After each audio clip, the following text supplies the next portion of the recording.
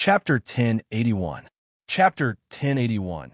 Dazzling the instant the silver needles flew towards Kai Tong, several experts from the Kai clan shouted, "Elder Kai, be careful." The silver needles were so fast that they could faintly hear the sound of rushing wind. The Kai family experts wanted to rush forward, but they weren't fast enough to block the needles. However, Kai Tong was no ordinary elder. He was an earth immortal, perhaps even a sky immortal. His 2 fingers turned into lightning as he stretched forward. A silver needle appeared between his fingers. Oomph! He flicked the needle at Yi Zichen, then smashed it with his palm. Then he looked at Kai Tong, his expression as calm as the wind. The Kai family experts were furious. Fortunately, the needles hadn't harmed Kai Tong. Otherwise, their heads would have been separated from their necks. Furthermore, this person had heavily injured several of their experts. The remaining experts immediately rushed forward. "All of you stop." Kai Tong's voice was forceful, and he called for the surrounding experts to step back. "What is the meaning of this, Your Excellency? This old man has no grudge against you. So why did you use a hidden weapon on me? Could it be that you were sent here by one of the profound Great District clans?" His murky eyes were filled with faint dignity. Yi Zichen couldn't help but sneer. This old man really knew how to put on an act. Yi Zichen chuckled and patted Wu Di on the shoulder, then shrugged in confusion. "Are you all deaf? Didn't you hear Wu Di call me master? Look at all of you. It's like you want to eat me alive. What are you doing? Are you trying to scare me?" Yi Zichen rolled his eyes at Elder Kai and the others, then laughed. "Just now I was treating my disciple's injuries. He told me he'd run out of spiritual energy. I've cultivated for so many years, but this is the first time I've encountered something like this, so I checked his body. I never would have guessed that I'd find a needle sticking right into his spiritual sea." The expressions of the surrounding clans changed. There were needles in his spiritual sea? Someone had obviously done this on purpose. A cultivator's spiritual sea was the weakest. The slightest mistake could cause it to collapse, and they become an ordinary person. Sharp weapons like needles were even more dangerous to a cultivator's spiritual sea. Even if Wu Di and Yi Zichen wanted to plot against Kai Tong, there was no need for them to take such a huge risk. Furthermore, given the strength Yi Zichen had just displayed, there was no need for him to assassinate Kai Tong. Kai Tong's expression froze after hearing this. Soon after, he withdrew his expression, narrowed his eyes, and softly laughed. "Then it seems like all of this is a misunderstanding. I wonder who would be so bold as to play tricks at this time. Who knows? There will always be shameless people. In particular, there were some old farts who put on a sage-like appearance, but behind their backs, they were playing despicable tricks. Hey, old man, don't you think it's better for these old farts to die without descendants?" Yi Zichen gestured at Kai Tong, his face filled with resentment, as if he wanted his colleagues' approval. The corners of Kai Tong's mouth twitched as he chuckled. This kind of behavior is indeed despicable, but ending the line of descendants is a bit too vicious. "Hey, old man, you really have a good heart. It seems that you must be an old man of virtue and prestige." Kai Tong pursed his lips into a smile. Yi Zichen ignored him and turned to Wu Di. "My precious apprentice, why don't you give it a try? Your spiritual power should be back." Wu Di didn't doubt his words. He silently recited the incantation. With a bang, boundless spiritual power surged out of his body. The spiritual energy turned into waves of qi that blew at the younger generation in the martial arts practice field, making it hard for them to open their eyes. Peak entering immortality. Wu Wenguang slapped the table, his eyes filled with undisguised excitement. The spectating family clans, including the peak powers, were all astonished. "Family head Wu, this kid?" asked an attendant of the Skyspan Trading Company in astonishment. Wu Wenguang smiled, his face flushed. 25. The other 2 family heads were astonished. A 25-year-old peak entering immortality? And this wasn't like Wu Chang's, who'd used pills to forcibly raise his cultivation. His talent is monstrous. The attendant and secret agent of the Skyspan Trading Company cupped their hands and congratulated Wu Di. "Congratulations, family head Wu, on obtaining a Qilan son. A Chilean son represented the glory of a family's younger generation for 1,000 years. He'd reached the peak of entering immortality at 25. If nothing unexpected happened, he'd definitely become an Earth immortal or even a sky immortal within 100 years.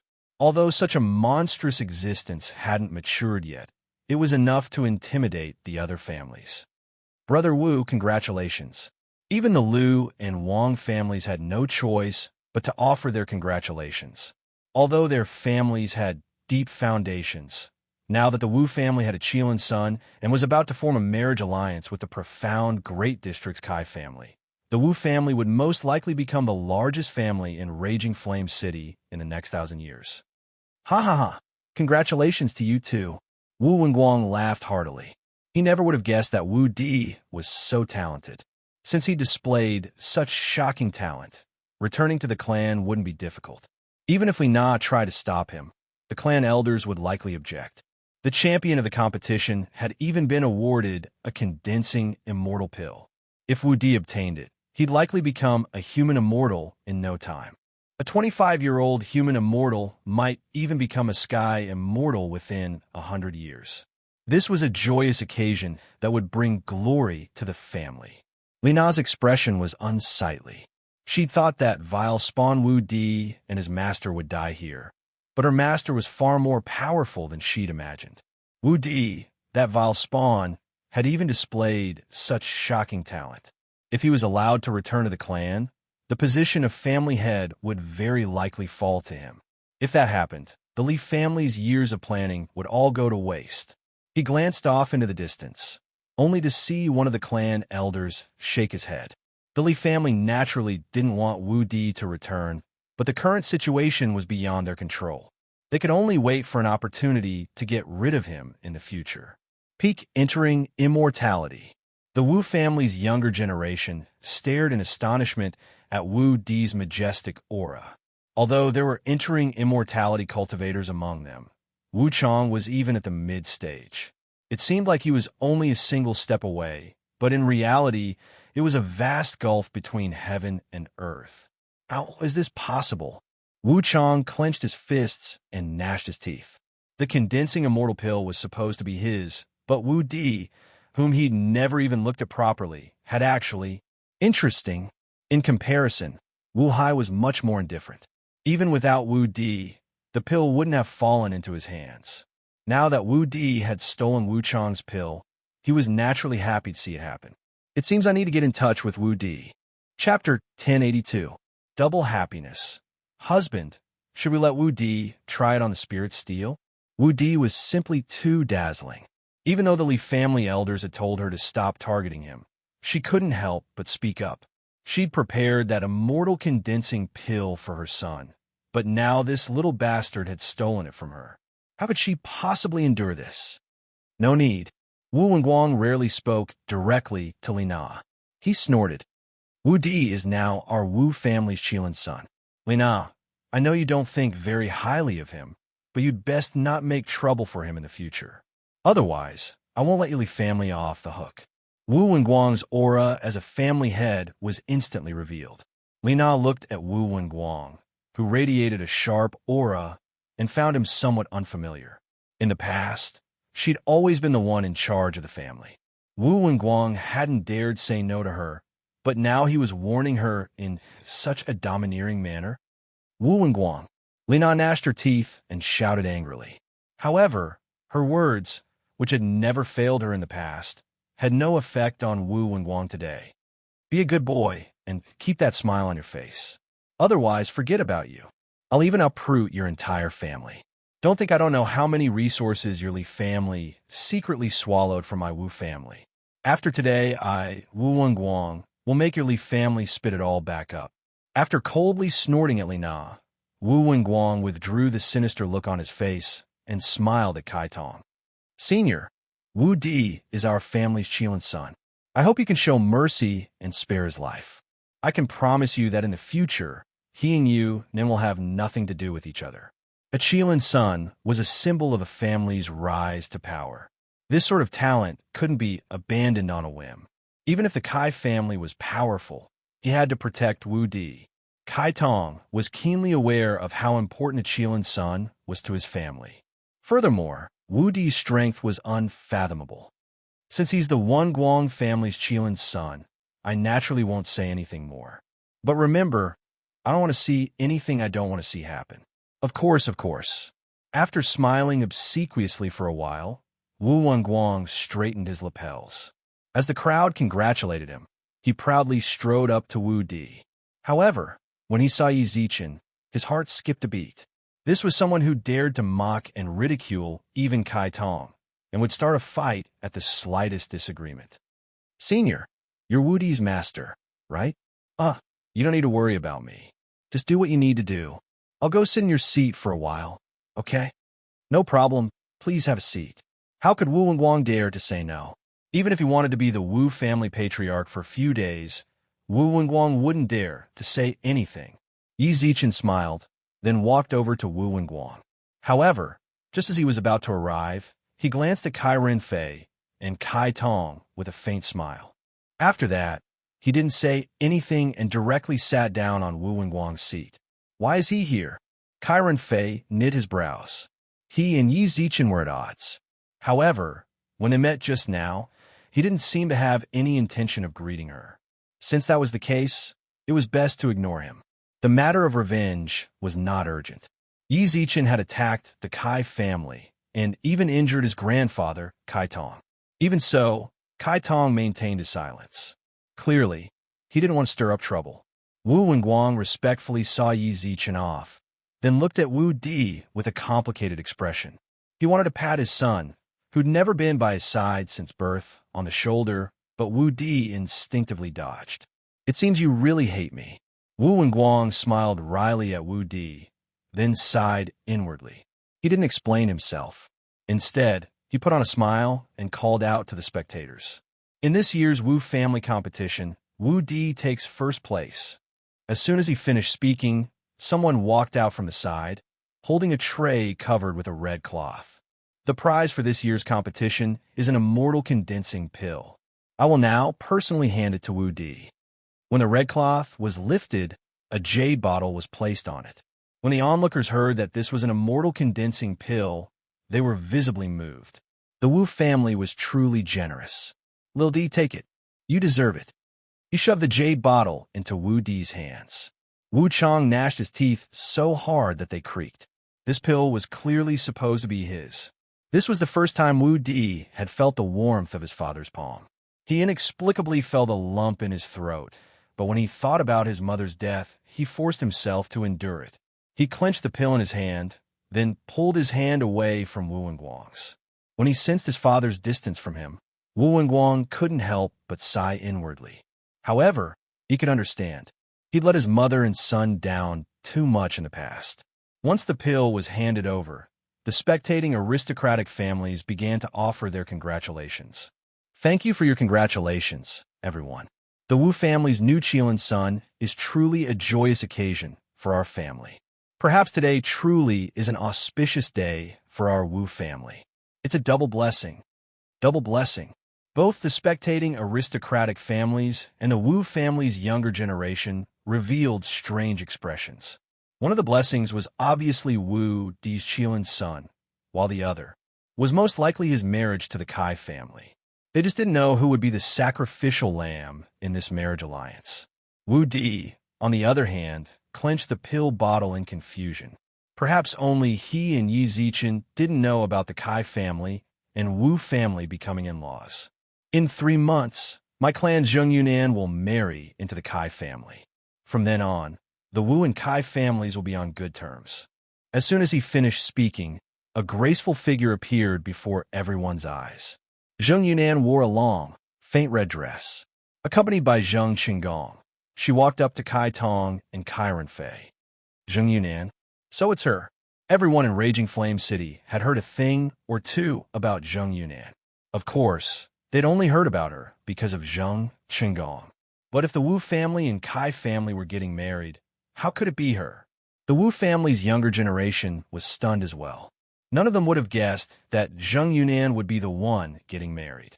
Wu Di, who stood by Wu Wenguang's side, was also dumbfounded.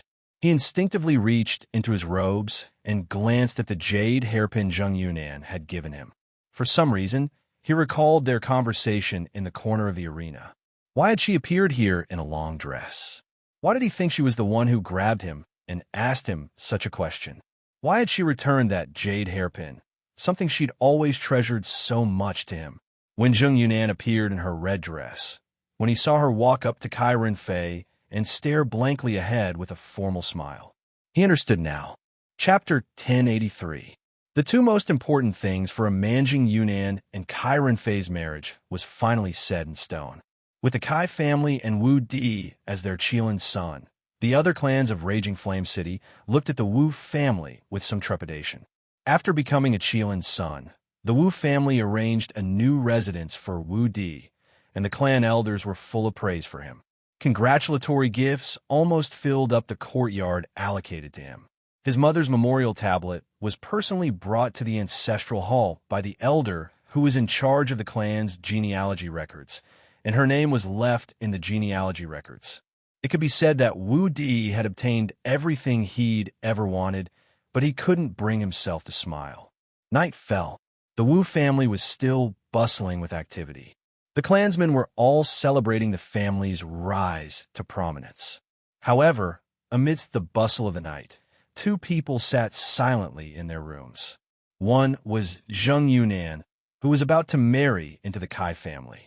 The other was the Qilin's son, Wu Di. The clamor continued without end. Wu Di sat in his courtyard in a daze. Unbeknownst to the Wu clan, he quietly snuck out of the residence. "May I ask if Senior Yi lives here?"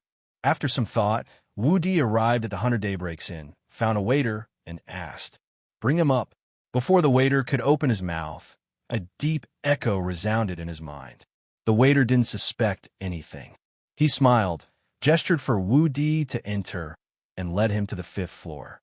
The door opened gently, and when Wu Di entered, he saw that Yi Zichen was already seated at the tea table, pouring him a cup of fragrant tea. "Master!" Yi Zichen stood in front of the door and cupped his hands in greeting, then smiled and waved back. "Come sit." The tea on the table emanated steam and a faint fragrance. This was a type of tea only found in the Earth Great District. It was called ecstasy, just as its name suggested. Just smelling it refreshed the heart and mind.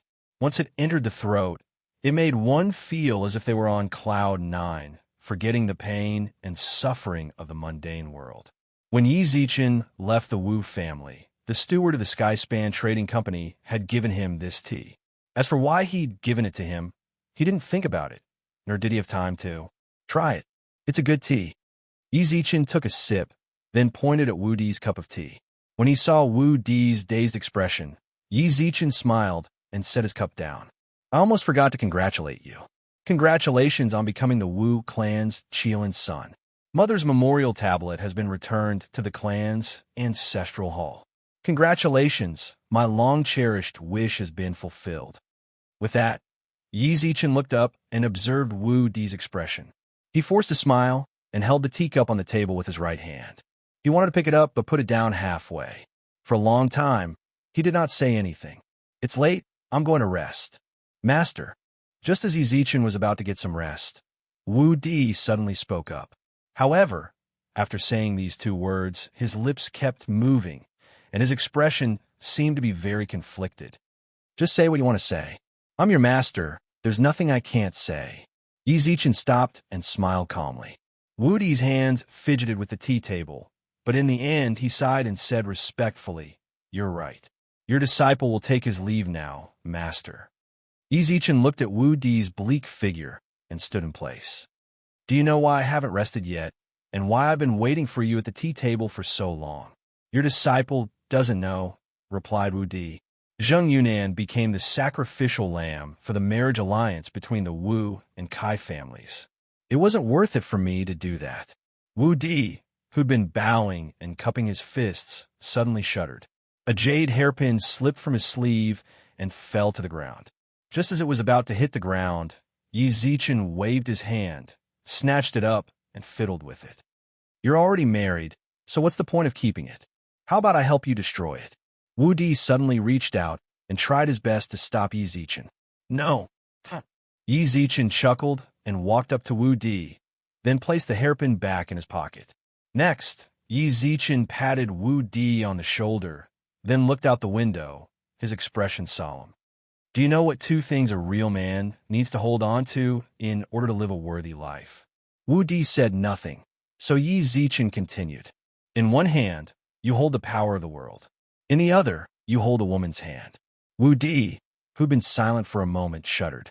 He looked up to say something, but Yi Zichen had already left. If you want it, go ahead and take it. Don't waste your life. Don't worry, your master will always support you. All right, it's getting late. Go back, and don't forget to close the door behind you. Wu Di respectfully left the room. The instant he shut the door, he clenched his fists and bowed deeply to Yi Zichen's door. Thank you, master. Yi Zichen stood by the window and couldn't help but shake his head and smile, but then he sighed. He could support Wu Di, but who could support him? The power of the world, the hands of a woman. He hadn't even held on to them. What a nice way to take control of the world affairs and sleep on a woman's knees. I never would have guessed Brother Yi was such a sentimental person. At that moment, a woman suddenly appeared in Yi Zichen's room, where Gu Li had been sitting. The woman's eyes shone brightly, and her eyebrows arched like willow leaves. Her nose was high, and her lips were pink. She looked delicate and pretty, but her clothes were provocative. Only a few strips of white cloth wrapped around her upper body, and she wore skin-tight leather pants. Her reddish-brown hair fell to her shoulders, and a pendant hung from her snow-white neck, which hung neatly in front of her chest.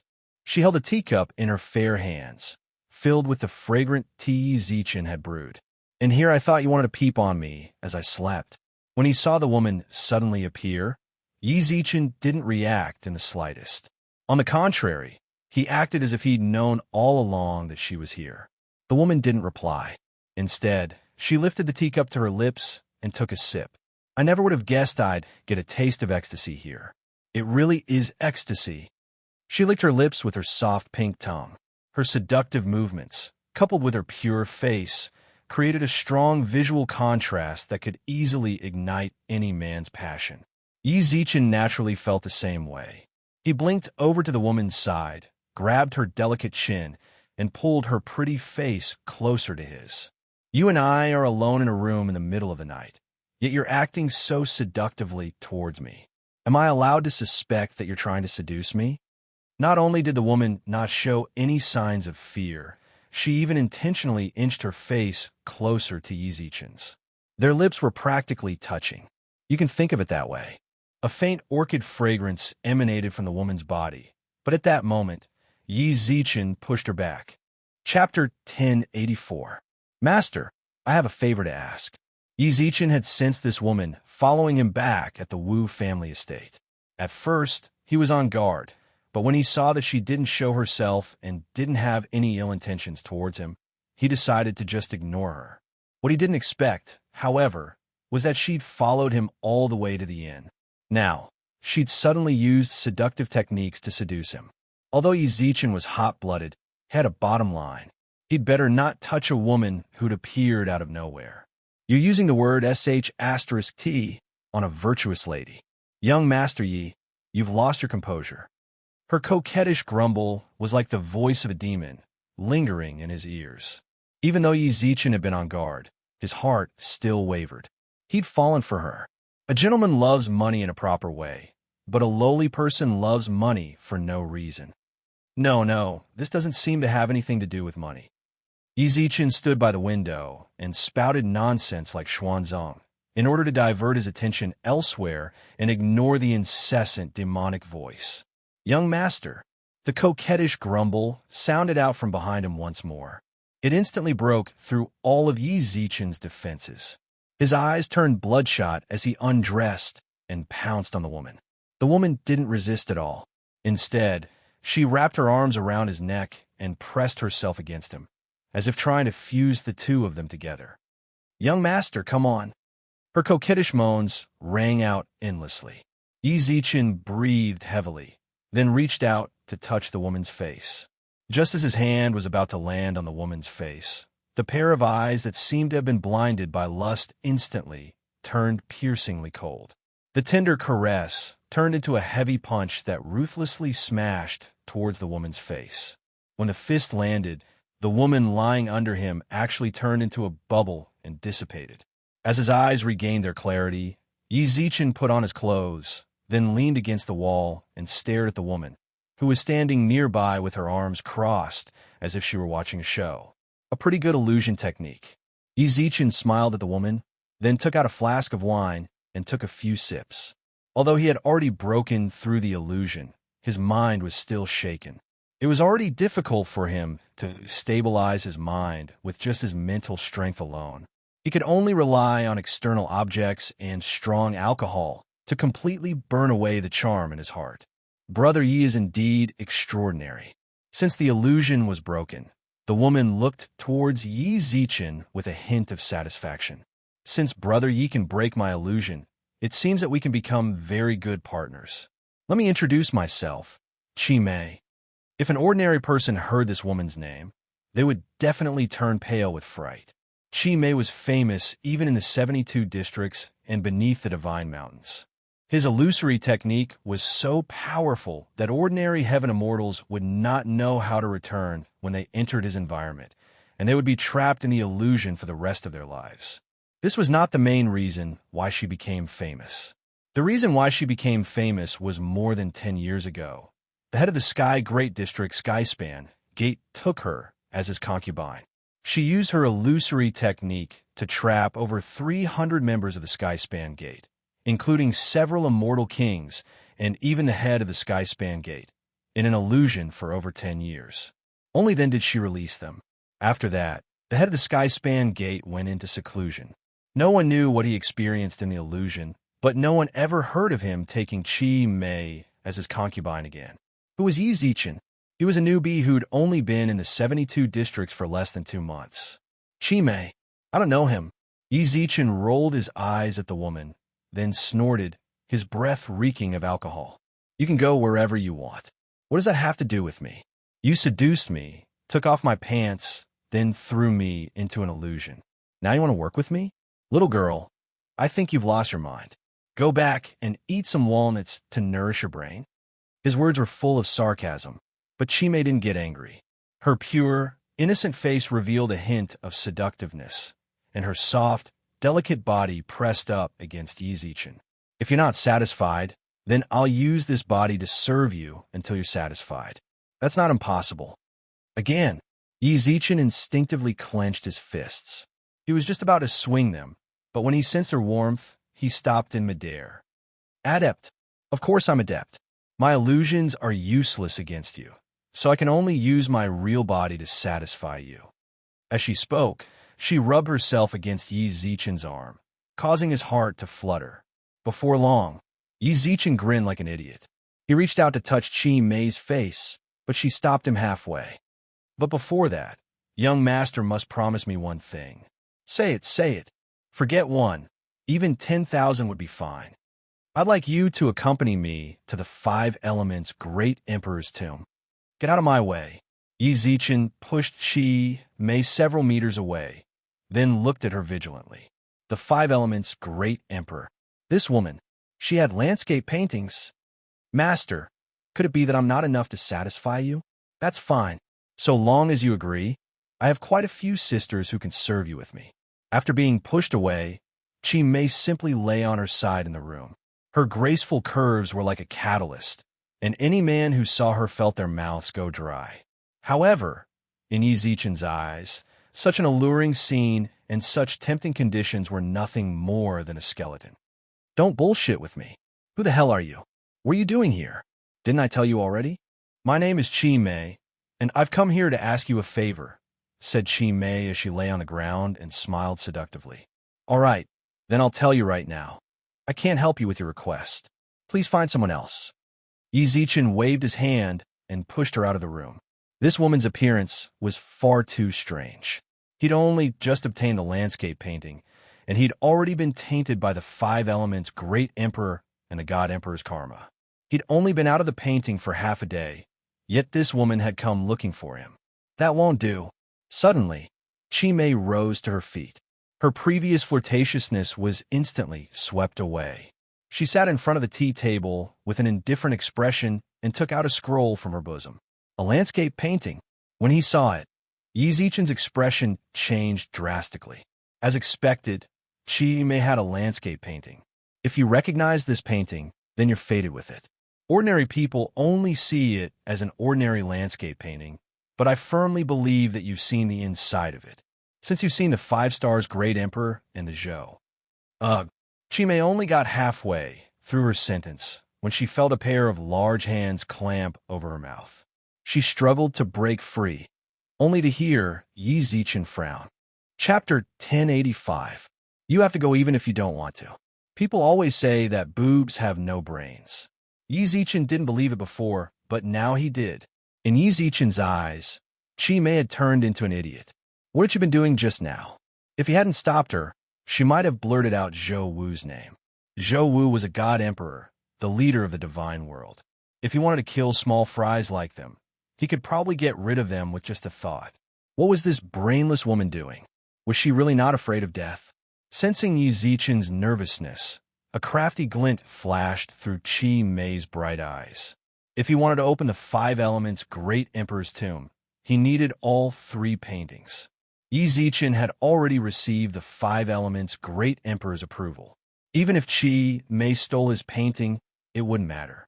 She'd wanted to persuade Yi Zichen to come with her through reason and emotion. But now, she had thought of a perfect countermeasure. After a long while, when he sensed no change in the sky, Yi Zichen finally relaxed. However, when he thought of this idiotic woman's actions, his heart skipped a beat. Hurry up and scram. Don't ever appear in front of me again. Let me tell you, I haven't decided whether or not to go to the 5 elements Great Emperor's tomb. Even if I go, I definitely won't go now. Also, if you want to die, find a secluded place to die. I haven't lived enough yet. In his panic, Yi Zichen vented all his anger on Chi Mei. What he didn't expect was for Chi Mei to smile at this moment. Her smile seemed to make the world lose its color and make the flowers and grass bow their heads. There was a ghost. There was definitely something wrong with that smile. Just as Yi Zichen's worries surfaced, he heard, "The 5 elements Great Emperor is truly benevolent and righteous." Zhou. Yi Zichen slapped his hand over Chi Mei's mouth once more. His eyes were bloodshot, and his aura skyrocketed. "You're doing this on purpose, aren't you? I already told you not to say that name, yet you're still saying it. I repeat, you're not to say his name, at least not in my house. If you understand, nod your head." Chi Mei nodded without hesitation. Yi Zichen glanced at her, then hesitated for a moment before letting go. "Zhou Wu." As soon as he let go, Chi Mei shouted again. Yi Zichen had long since anticipated this outcome. He covered her mouth once more. "Don't shout anymore. Do you think I won't? Whatever you want, whatever you want." Chi Mei pushed Yi Zichen's hand away, puffed up her chest, and glared at him. "I'm telling you, you have to go to the 5 elements Great Emperor's tomb, whether you want or not. If you don't go, then fine. I'll call out that guy's name. Even if I die, he'll definitely see that you have the 5 elements Great Emperor's landscape painting. When that happens, you'll die too. Let's meet at the river Styx." "Don't. I'm afraid of you. I'll give you the panorama of mountains and water. You could do whatever you want with the landscape painting, and we'll pretend we've never met before. How about it?" He took out the landscape painting from the ring. When the 2 landscape paintings met, the 2 landscape paintings actually emitted a faint 5-colored light. Chi Mei indifferently glanced at the panorama of mountains and rivers, then indifferently shook her head. "No, you have to come with me." Since the panorama of mountains and rivers recognized its owner, she wouldn't be able to use it even if he gave it to her. Only Yi Zichen could open the tomb. "What?" When he heard Chi Mei's words, Yi Zichen blurted out a few words in English. Was there any such thing? Was there any justice in the world? He'd already offered up the panorama of mountains and rivers, but this woman still wanted him to go with her? He didn't want to go. "Aren't you being a bit unreasonable?" Yi Zichen's heart was already burning with rage. He slammed the table and pointed at the painting. "If you want to take the treasure, I won't stop you. I've already given you the panorama of mountains and rivers. That's the limit of what I can do. But you're still forcing me to go? Miss, everyone has their own ambitions. I don't have any grand ambitions. I just want to live in peace and quiet. I can't be bothered to deal with the five elements great emperor and the god emperor's grievances, nor do I want to deal with them. Of course, I also feel sorry for the five elements great emperor. I really did want to get revenge for him, but getting revenge requires understanding of one's own strength. The god emperor stands at the very peak of the god realm. I haven't even climbed a single divine mountain, yet you want me to get revenge for the five elements great emperor? Am I crazy? Take the panorama of mountains and rivers. I'd rather die than go to the five elements great emperor's tomb. These words absolutely came from the bottom of her heart. Of course, Yi Zichen had played a part in them as well. With such a sincere outpouring of emotion, Chi Mei should let him off the hook. Although he couldn't bear to part with the painting, for the sake of his own life, it was better to give it up. Yi Zichen was already prepared for her to take the painting and leave, but to his surprise, when she heard his sincere outburst, Chi Mei stared at him, her expression deadpan. Then, unexpectedly, she nodded. All right, then let's die together. Zhou. He'd thought he'd be able to move her, but this was the result. Yi Zichen covered Chi Mei's mouth. She was on the verge of tears. He smiled bitterly and said, No, Grandma. I've already said so much. I've expressed everything I could. Can't you just let me go? Then tell me, what do you want in exchange for letting me go? Money? I'll send my subordinates to collect it right away. So long as it's not too excessive, I'll satisfy you. You want pills? So long as you give me the recipe, if it's within my capabilities, I'll absolutely refine it for you. What do I have to do to get you to let me go? Tell me. Chi Mei, who'd always been stubborn and unmoved, was visibly moved when she heard Yi Zichen mention refining pills. You're a pill refiner? As soon as she said that, she seemed to be in disbelief. She looked Yi Zichen up and down a few times. She'd met quite a few pill refiners before, and every single one of them was as arrogant as an idiot. Most of them even had mustaches. Yi Zichen didn't look like a pill refiner at all. Yes. This humble one is indeed a pill refiner. Yi Zichen nodded. What grade? I think it's a 9th grade pill. If I were to refine a C condensing pill, my success rate would be around 80%. Yi Zichen said this without much confidence. He had some understanding of the pill refining system here. Only a 9th grade pill refiner could refine a C condensing pill for immortal kings. Although he'd never refined one before, he'd calculated that if he were to refine one, his success rate would be around 80%. Chi Mei was dumbfounded. An 80% success rate? This wasn't the level of a 9th grade pill refiner, was it? Even a 10th grade pill refiner would find it difficult to accomplish this. The 6th grade pill refiners she'd encountered were already fairly impressive existences in the 72 districts, but now there was a 10th grade, perhaps even an 11th grade pill refiner standing in front of her. Chapter 1086. Little brother. No matter how shocking this news was, for some reason, Chi Mei didn't doubt Yi Zichen's words at all. Chi Mei rose from the table. Her bright eyes narrowed into slits. Her eyelashes fluttered as she circled Yi Zichen. He's at least a 10th grade alchemist. I can't believe I ran into him. No matter how she thought about it, Chi Mei felt her heart beating wildly. This was a huge treasure trove. If he could capture it, wouldn't he make a killing? Of course, she didn't think she had that kind of strength. However, Yi Zichen had said that as long as he let him go, he'd refine pills for him within his abilities. What kind of concept was a 10th grade alchemist? All the immortal kings in the 72 districts, and even the other divine mountains, would fight over this C condensing pill as soon as it appeared. All she had to do was open her mouth, and she'd be able to get it. She might even be able to get a few earthly supremacy elixirs. It would be a lie to say that he wasn't tempted. However, the 5 elements great emperor's tomb was still a bit more important. However, it was best to befriend a 10th grade alchemist, if possible. Yi Zichen was like a rare animal. When Chi Mei saw him, her hair stood on end. He was really afraid of this woman. She threatened him with death at every turn. More importantly, he couldn't resist her threats. He really couldn't stand it. Do you need me to refine pills? Of course I did. Chi Mei pouted coquettishly. I'm not one of those freaks. I don't think I'll be obstructed when I condense my C. If I could have a sea condensing pill to help me, that would be great. Then I will open a furnace for you right now. Yi Zichen didn't hesitate. He took out a pill furnace from his spatial ring and began searching for materials to refine. But you still have to come with me. Yi Zichen's hand, which was already on fire, suddenly froze. He grabbed his head with his left hand, while his face turned even redder under the illumination of the flames. Are you done yet?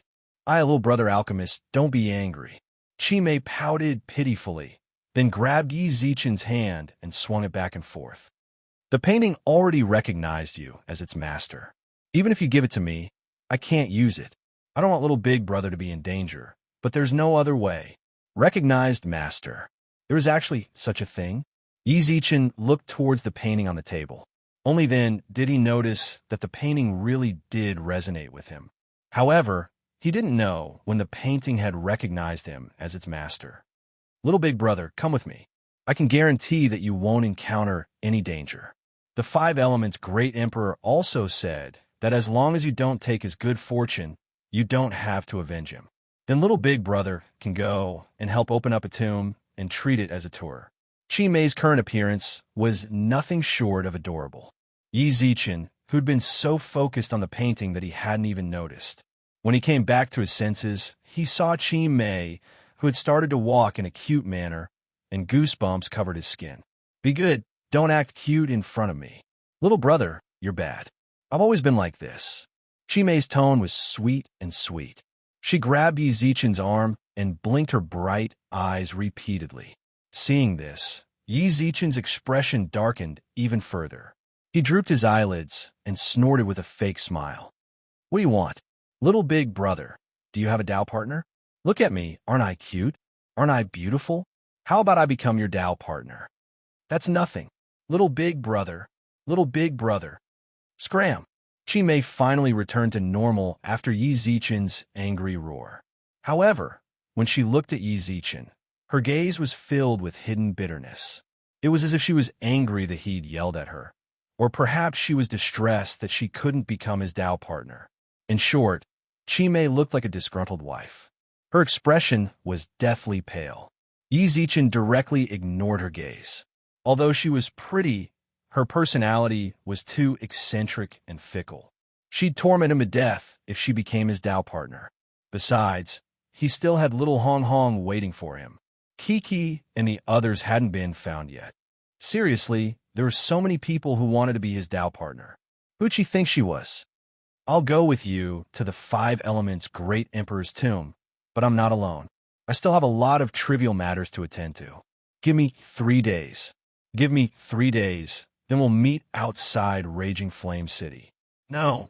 Chi Mei dragged out her words and stared fixedly at Yi Zichen with her dead fish eyes. I can give you 3 days, but I have to stay by your side during that time. Otherwise, if you run off in the next 3 days, how am I supposed to find you? It had to be said, Yi Zichen really did think that way. Although the Five Elements' great emperor had said that if he didn't take her good fortune, he wouldn't have to avenge her, Yi Zichen still didn't think it was safe. However, Yi Zichen still felt that it wasn't too safe, so he wanted to send the woman away and escape through the night. When he saw that his scheme had been exposed, Yi Zichen snorted in annoyance. Then you can stay here. In any case, I'm a man. I won't lose out. With that, Yi Zichen flung his arms and ran to his bed to rest, only to hear Chi Mei's sinister smile. Go to sleep, go to sleep. Once you're asleep, Yi Zichen instantly clutched his blankets and said nervously, What do you think you're doing? For some reason, the atmosphere in the room fell off. Yi Zichen gulped and looked at Chi Mei, only to discover that she was licking her lips seductively. Sweetie, I really want to be your Tao partner. Once you're asleep, I'll have a chance. That night, Yi Zichen didn't sleep at all. He hugged his blankets and tried to sleep, but he kept waking up from his dreams. It wasn't until he discovered that Chi Mei was fast asleep that he realized she was just joking with him. Only then did he relax and fall asleep. 3 days. During these 3 days, Chi Mei followed Yi Zichen like a shadow. When the inn's employees saw her, they were stunned, but they quickly started calling her sister-in-law. She didn't object. In fact, she nodded delightedly. Yi Zichen didn't dare explain, for fear of offending her and causing her to stupidly call out Zhou Wu's name again. During these 3 days, Yi Zichen refined life-saving jade slips for Wu Di and Wei Jia. He didn't know how long he'd be gone for, so all he could do was tell them what he needed to tell them and take care of everything he could. Only then could he relax. By the time Yi Zichen finished dealing with everything, it was already the afternoon of the 3rd day. Outside Raging Flame City, Yi Zichen stood by Qi Mei's side. He gazed longingly at the city. If he could, he really didn't want to leave. However, when he saw the clingy woman by his side, Yi Zichen shook his head helplessly like a deflated balloon. Let's go. Little did they know, not long after Yi Zichen left Raging Flame City, something happened in the Axe Gang's 36th district. Chapter 1087. Chapter 1087. Seclusion. The boss of the Axe Gang, Jean Anlin, had just emerged from his private room, his face beaming with joy. Not long ago, he'd finally reached the peak of the sky immortal level. With his current strength, he could absolutely suppress anyone in the profound Great District. Boss! 2 elders had been waiting outside for quite some time. When they sensed the ripples of spiritual energy around Jean Anlin, they hurriedly congratulated him. Congratulations, boss. Congratulations on breaking through to the peak of the sky immortal level. Ha ha ha. Congratulations to you too. It was obvious that Jean Anlin was truly in a good mood. One of his attendants took out 2 pills and tossed them to the 2 elders. Human immortal pills. The 2 elders were already Earth immortals. Human immortal pills had long since lost their effects on them. However, they could be given to the clan's juniors. In the 72 districts where medicinal pills were rare, a human immortal pill was a great reward. The 2 Zhao elders bowed as they stored the pills into their spatial rings. Thank you, boss. Jean Anlin chuckled and waved. Just as he was about to leave, he saw the 2 elders behind him hesitate. What he hated the most in his life was when people hid things from him, so his smiling face instantly darkened. What are you hiding from me? When they sensed Jean Anlin's oppressive aura, the 2 elders gnashed their teeth. The jade slip you sent to Raging Flame City, Division Leader Huang and his trusted aide, Zhao Yi, shattered a month ago. Boom! Instantly, a majestic aura surged out of his body. Bolts of lightning crackled around him. What? The official hall was used by the Axe Gang to discuss official business. The decorations weren't particularly extravagant, but they were extremely domineering. The hall was completely black, making it seem even more sedate. 2 coiling dragon pillars stood in the center. The dragon's eyes weren't lit, but they were incomparably sinister. The elders of the Axe Gang, as well as the retainers who could participate in the meeting, were all present in the conference hall. Jean Anlin sat in a chair at the very front. Faint white lightning crackled around his already tall and sturdy body. His tiger-like eyes stared darkly at the trembling servants who were kneeling on the ground and cleaning the ancestral hall. Speak, boss.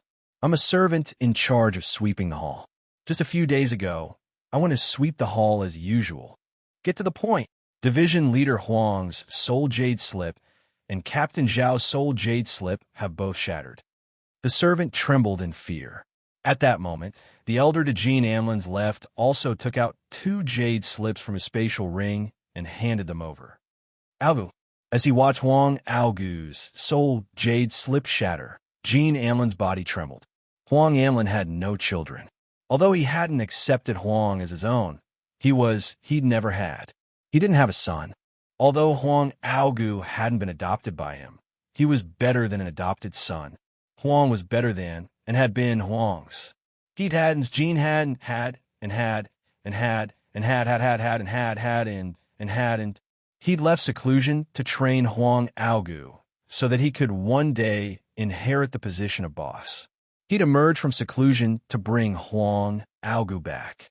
Once he became an immortal king, he'd have to become an elder in the Green Gang. He wanted to use his remaining time to personally teach him how to manage the gang, but who would have thought? Aogu. Jean Anlin clutched the jade slip, his emotions spiraling out of control. He set it aside and glared at the people in the hall. Just who was it? Who killed Augu? His roar was like a clap of thunder, and the lightning energy around him kept spitting out its tongue. Everyone in the hall didn't even dare breathe too loudly. Only the elder to Jean Amlin's left managed to endure the pressure and walk to the center of the hall.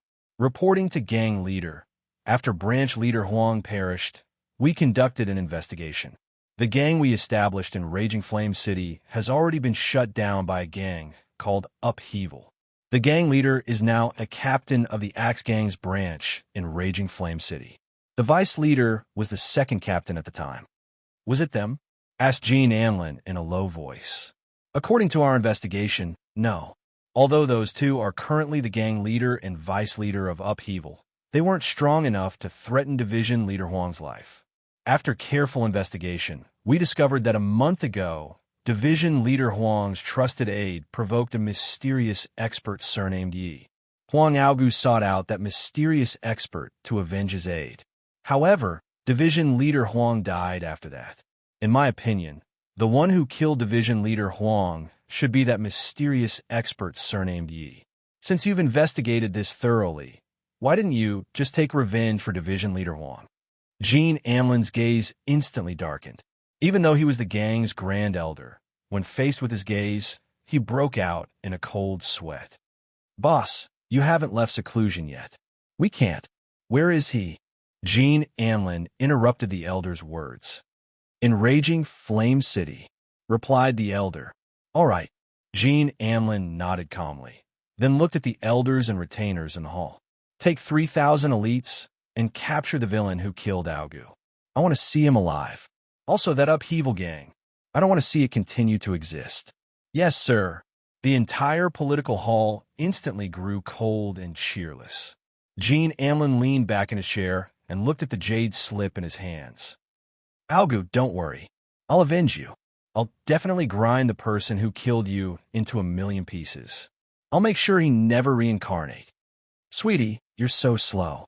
Chime walked along the ancient path outside Raging Flame City. She spoke to Yi Zichen in an extremely cute voice.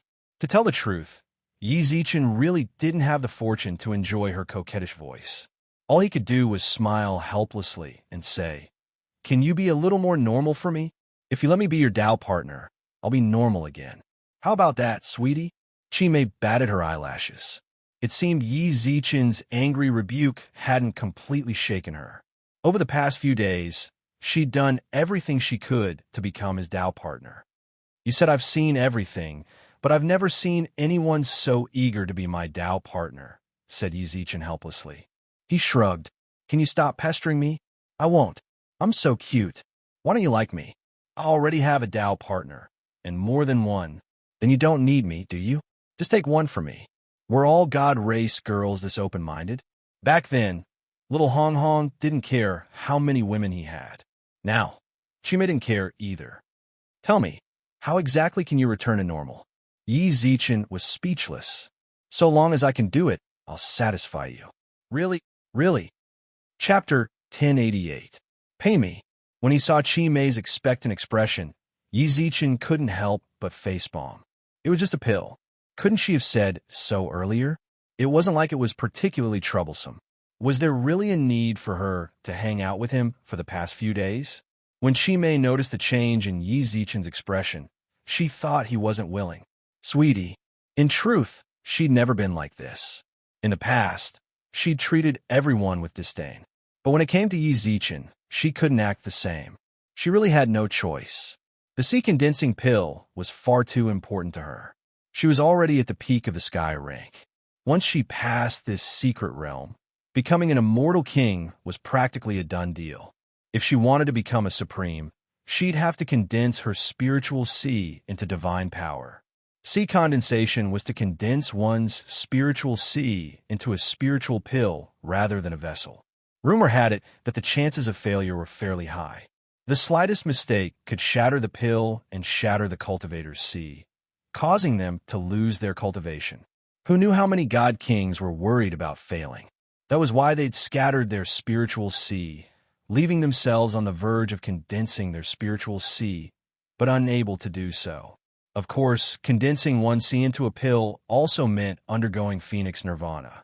So long as they succeeded, they'd successfully ascend to the divine mountains.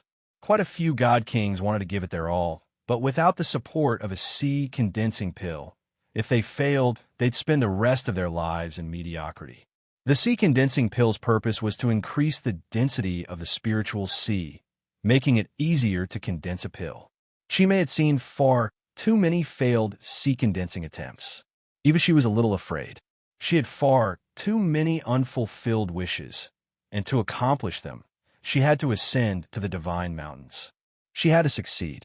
The C condensing pill was a bargaining chip that increased her chances of success. She had to get it. Sweetie, sweetie, just promise me. She was clearly in a hurry to obtain the 5 elements' great emperor's good fortune. But when she saw Yi Zichen's expression, she sat on the ground and shook his hand like a spoiled child. Yi Zichen was finally afraid of her. He pulled his hand out helplessly. Fine, fine, fine. I'll let you refine it. Really? You're such a kind-hearted sweetie. The way Chi Mei saw it, Yi Zichen wasn't as arrogant as other pill refiners. Just look at the group of alchemists she had seen. In the Sky Great District, a mere 6th-level alchemist was treated as an honored guest by all the major clans and powers. They received a rather generous salary, but had no restrictions on their freedom. In the entire Sky Great District, they could do whatever they wanted. Of course, this was understandable. A Tier 6 alchemist could concoct human immortal pills in batches. To be able to continuously produce human immortal level experts for the clan, those clans had no choice but to treat this existence with caution. Moreover, any alchemist was a force that could not be underestimated. As long as he opened his mouth, there would be many cultivators willing to work for him. Not to mention the reward, it would be good to have an alchemist owe him a favor. Little big brother, you're so good. Could it be that you really don't lack Tao companions? Chi Mei's eyes sparkled as she put on a very infatuated expression. Yi Zichen had thought that she would be able to return to normal after he agreed, but since she was still like this, he decided to just wave his hand. If you continue to be like this, then I won't refine it for you. You don't know how to flirt. When she heard this threat, Chi Mei didn't dare keep up her act. She rose to her feet, dusted herself off, and pursed her lips as if she were displeased by Yi Zichen's indifference. In terms of looks, she didn't think she was bad, and her figure was absolutely tempting. Never mind the fact that she'd thrown herself at him. Even if she just curled her finger, quite a few people would fall over themselves for her. Yet Yi Zichen looked at her with disdain. Chi Mei subconsciously glanced at Yi Zichen's private parts. She was starting to wonder if he was even a normal man. Yi Zichen sensed her strange gaze, but didn't pay it much mind. He arched his brows and said, "Right, how should we calculate the reward?" Chi Mei's disdainful gaze instantly froze. She looked up at Yi Zichen in a daze, as if doubting her own ears. "What did you just say?" "The reward." Yi Zichen shrugged. "You'll have to provide the ingredients yourself. According to normal pill refining rules, you'll need to provide me with 3 sets of ingredients, and I'll refine 1 pill for you. If it fails, I won't take any responsibility, but you still have to pay me for my labor." In the immortal realm, apothecaries were this domineering. The other party had to provide the ingredients for the pill they concocted, and they were not responsible for any failure. Furthermore, they had to pay for their labor as well. This was similar to the hospitals in the modern world. Patients had to be paid for their treatment, and if the surgery failed, they would just say, "We did our best."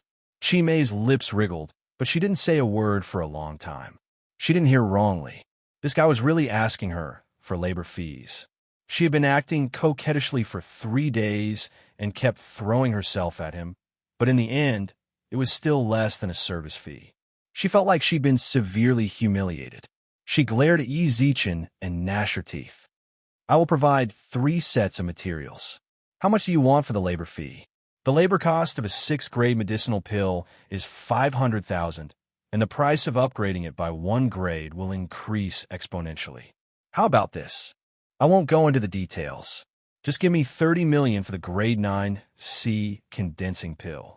Yi Zichen said with a serious expression. He was far too sensitive towards money. If he were alone, he might not have cared much about money. However, He'd established upheaval as a money-squandering den. He spent money like water. As the leader of the gang, he naturally had to consider the interests of the gang. In truth, he was already offering a very low price. If it were any other pill refiner, a grade 8 pill would cost over 10 million, not to mention a grade 9 C condensing pill, the most difficult pill to refine and the most important. Never mind 30 million.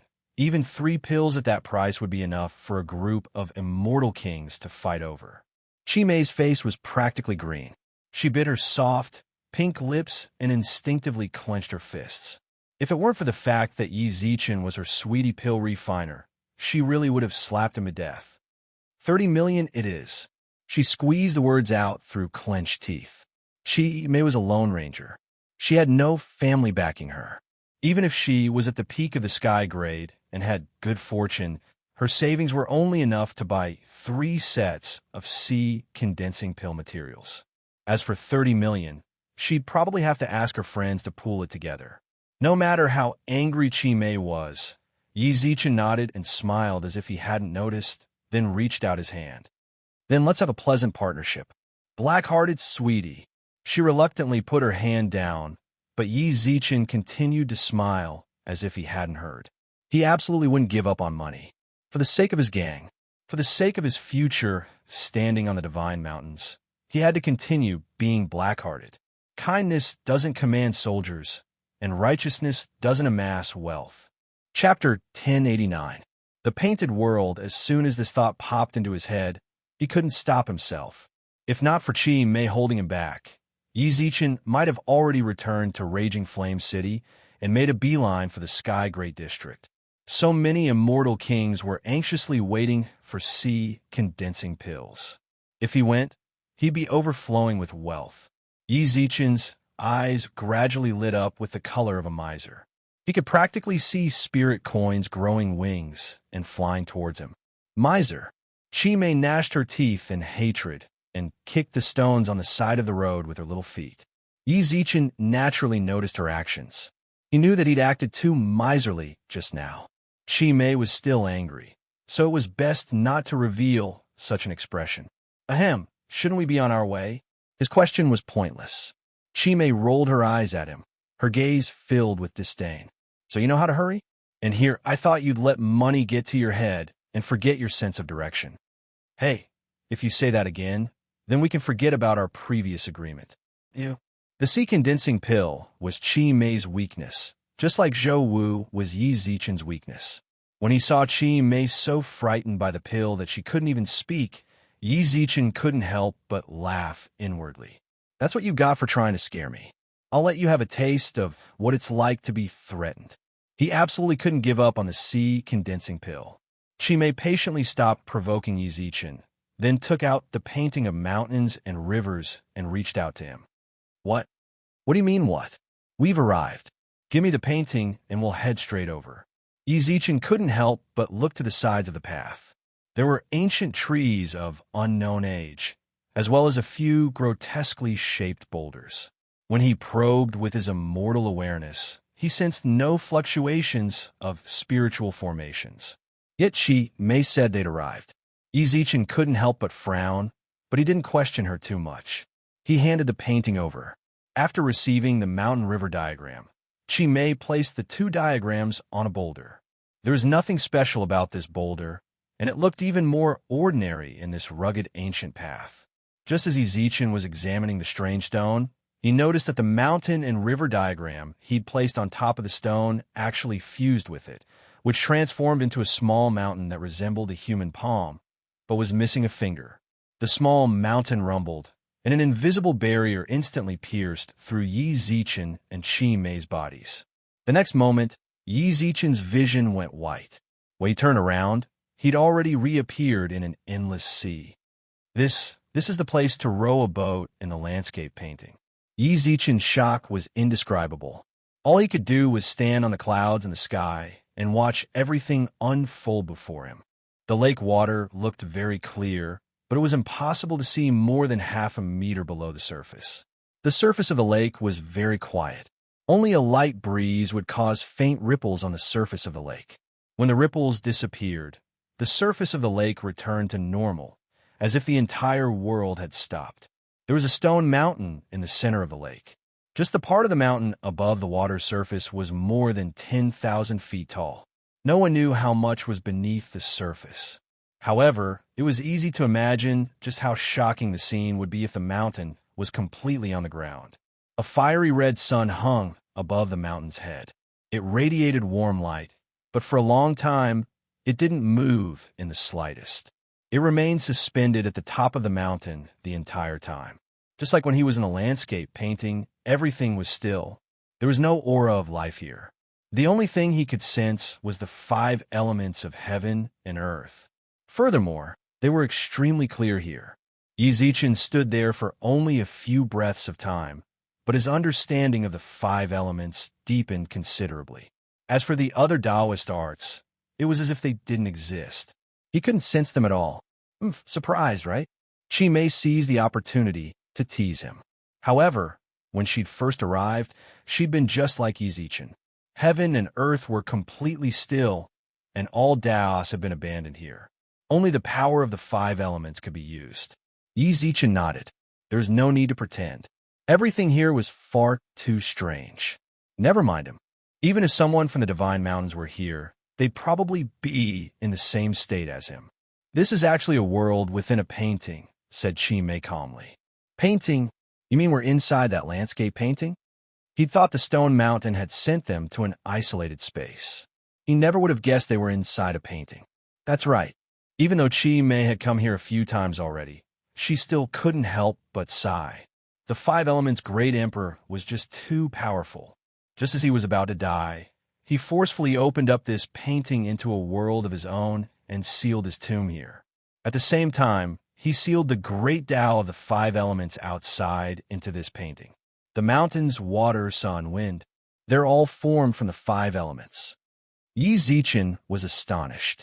He'd created a world within a painting and sealed the great Tao of the 5 elements. Just how strong was the 5 elements' great emperor?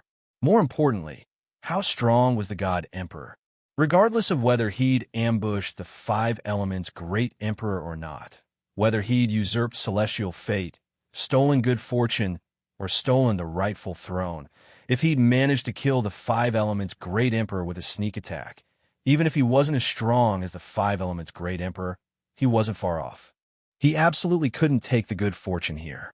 If he did, he wouldn't be able to live any longer. Are you thinking that you absolutely can't touch good fortune? Chi Mei seemed to see right through Yizichin's thoughts. She couldn't help but laugh. It's too late. The moment you entered this place, you already took good fortune. Don't be ridiculous. I didn't even enter the tomb. I didn't even take a single spirit coin. How could I have obtained good fortune? Yizichin rolled his eyes. The way he saw it, Chi Mei was definitely going to get revenge on the God Emperor. He didn't want to get dragged into this mess. No matter how he looked at it, revenge wasn't realistic. Could it be that the power of the 5 elements isn't? It doesn't matter which of the 5 elements you cultivate. Once you're here, you'll gain a deeper understanding of them. Isn't that good fortune? Chi Mei's eyes flashed with a faint sneer as she looked at the boundless lake. The 5 elements' great emperor set us up. He said good fortune lies within the tomb.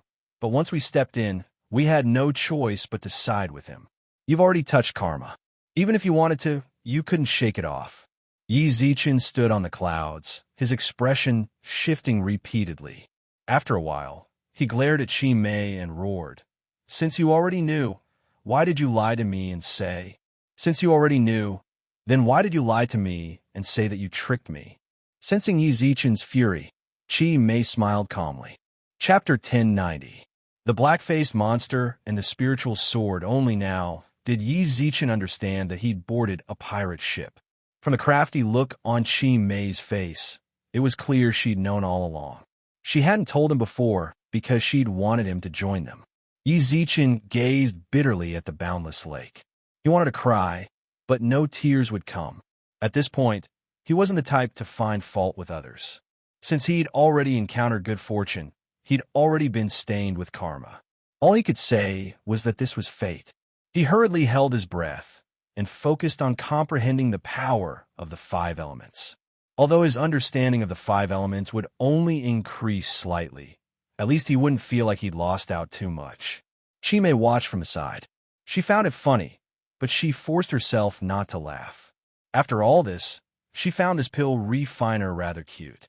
However, when he was greedy, he was truly annoying. Weren't there 3 people in the painting? It's just the 2 of us now. Are we going to stay here forever? Although the power of the 5 elements here is pretty good, I feel like staying here for too long is a waste of time. You don't need to worry about that. The master of the last painting arrived a long time ago. With that, Chime pointed at the mountain in the distance. Yizichin looked in the direction of her finger and noticed a small black dot on the surface of the lake. The black dot seemed to blend in with the mountain and the lake. If he didn't look closely, he wouldn't notice it at all. You should be glad that I'm the one who found you this time. We found this place more than 10 years ago, but the master of the 3rd painting never showed up. We agreed that each year, one of us would go to the 72 districts to search for the master of the last painting. Coincidentally, it was my turn this year. That guy's an arrogant loner. If he finds you, he definitely won't treat you well. Chime looked as if she'd let him find you, but Yizichin didn't think that way. He thought about how she'd stuck to him like glue for the past few days, and how she pretended to be cute and cuddly with him. These were definitely not good memories. They were nightmares. Yizichin laughed dryly at Chime. She could tell what he was thinking. His smug expression faded, and he no longer treated her kindly. He walked up to the black dot. When he got closer, Yizichin finally saw clearly that the person sitting on the lake was a young man. He was wearing a coarse cloth robe, and from head to toe, there was no trace of a treasure. Sitting cross-legged on the surface of the lake, he was barefooted, with a rusty long sword resting on his legs. Even when Yizichin and the others arrived by his side, he didn't open his eyes. Only when Chime called out, "Hey, black-faced monster." The man on the lake instantly opened his eyes. In an instant, an invincible sharpness burst forth from his eyes. His entire person was like an unsheathed sword, filled with killing intent. Yizichin sucked in a breath of cold air. Even he was shocked by the sharpness. What's more, when he opened his eyes, the rusted sword on his leg seemed to have changed. "I repeat, I am your brother," the man on the lake said indifferently. His sword-like eyebrows were slightly furrowed. He didn't like the way Chime addressed him. Only then did he notice Yizichin by Chime's side. "So he's the 3rd person? You're too late. I've been waiting for you for a full 15 years. It was no wonder that Chime said he had a dark face.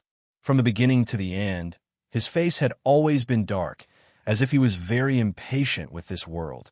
He looked at Yizichin with an especially unfriendly gaze, as if he were blaming Yizichin for taking so long to appear and wasting so much of his time. At first, Yizichin was astonished. So this black-faced monster was Chime's older brother? Be it in terms of appearance or personality, they didn't seem like siblings in the slightest. But later, he started complaining about Yizichin.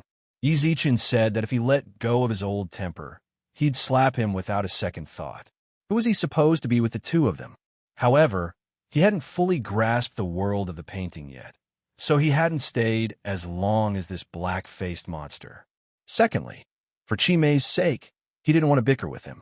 Of course, at the end of the day, Yizichin was worried about that rusted sword.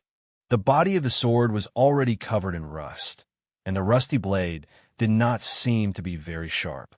In terms of appearance alone, this rusted sword couldn't even compare to an ordinary iron sword.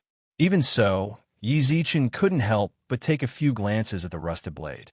He vaguely didn't want to provoke it. "I'll spare your life," Yizichin muttered to himself, but he didn't want to bicker with him. "How can you speak to me like that? I'm telling you, be more polite when you speak to me. Got it?" Chime put her hands on her hips and stepped forward.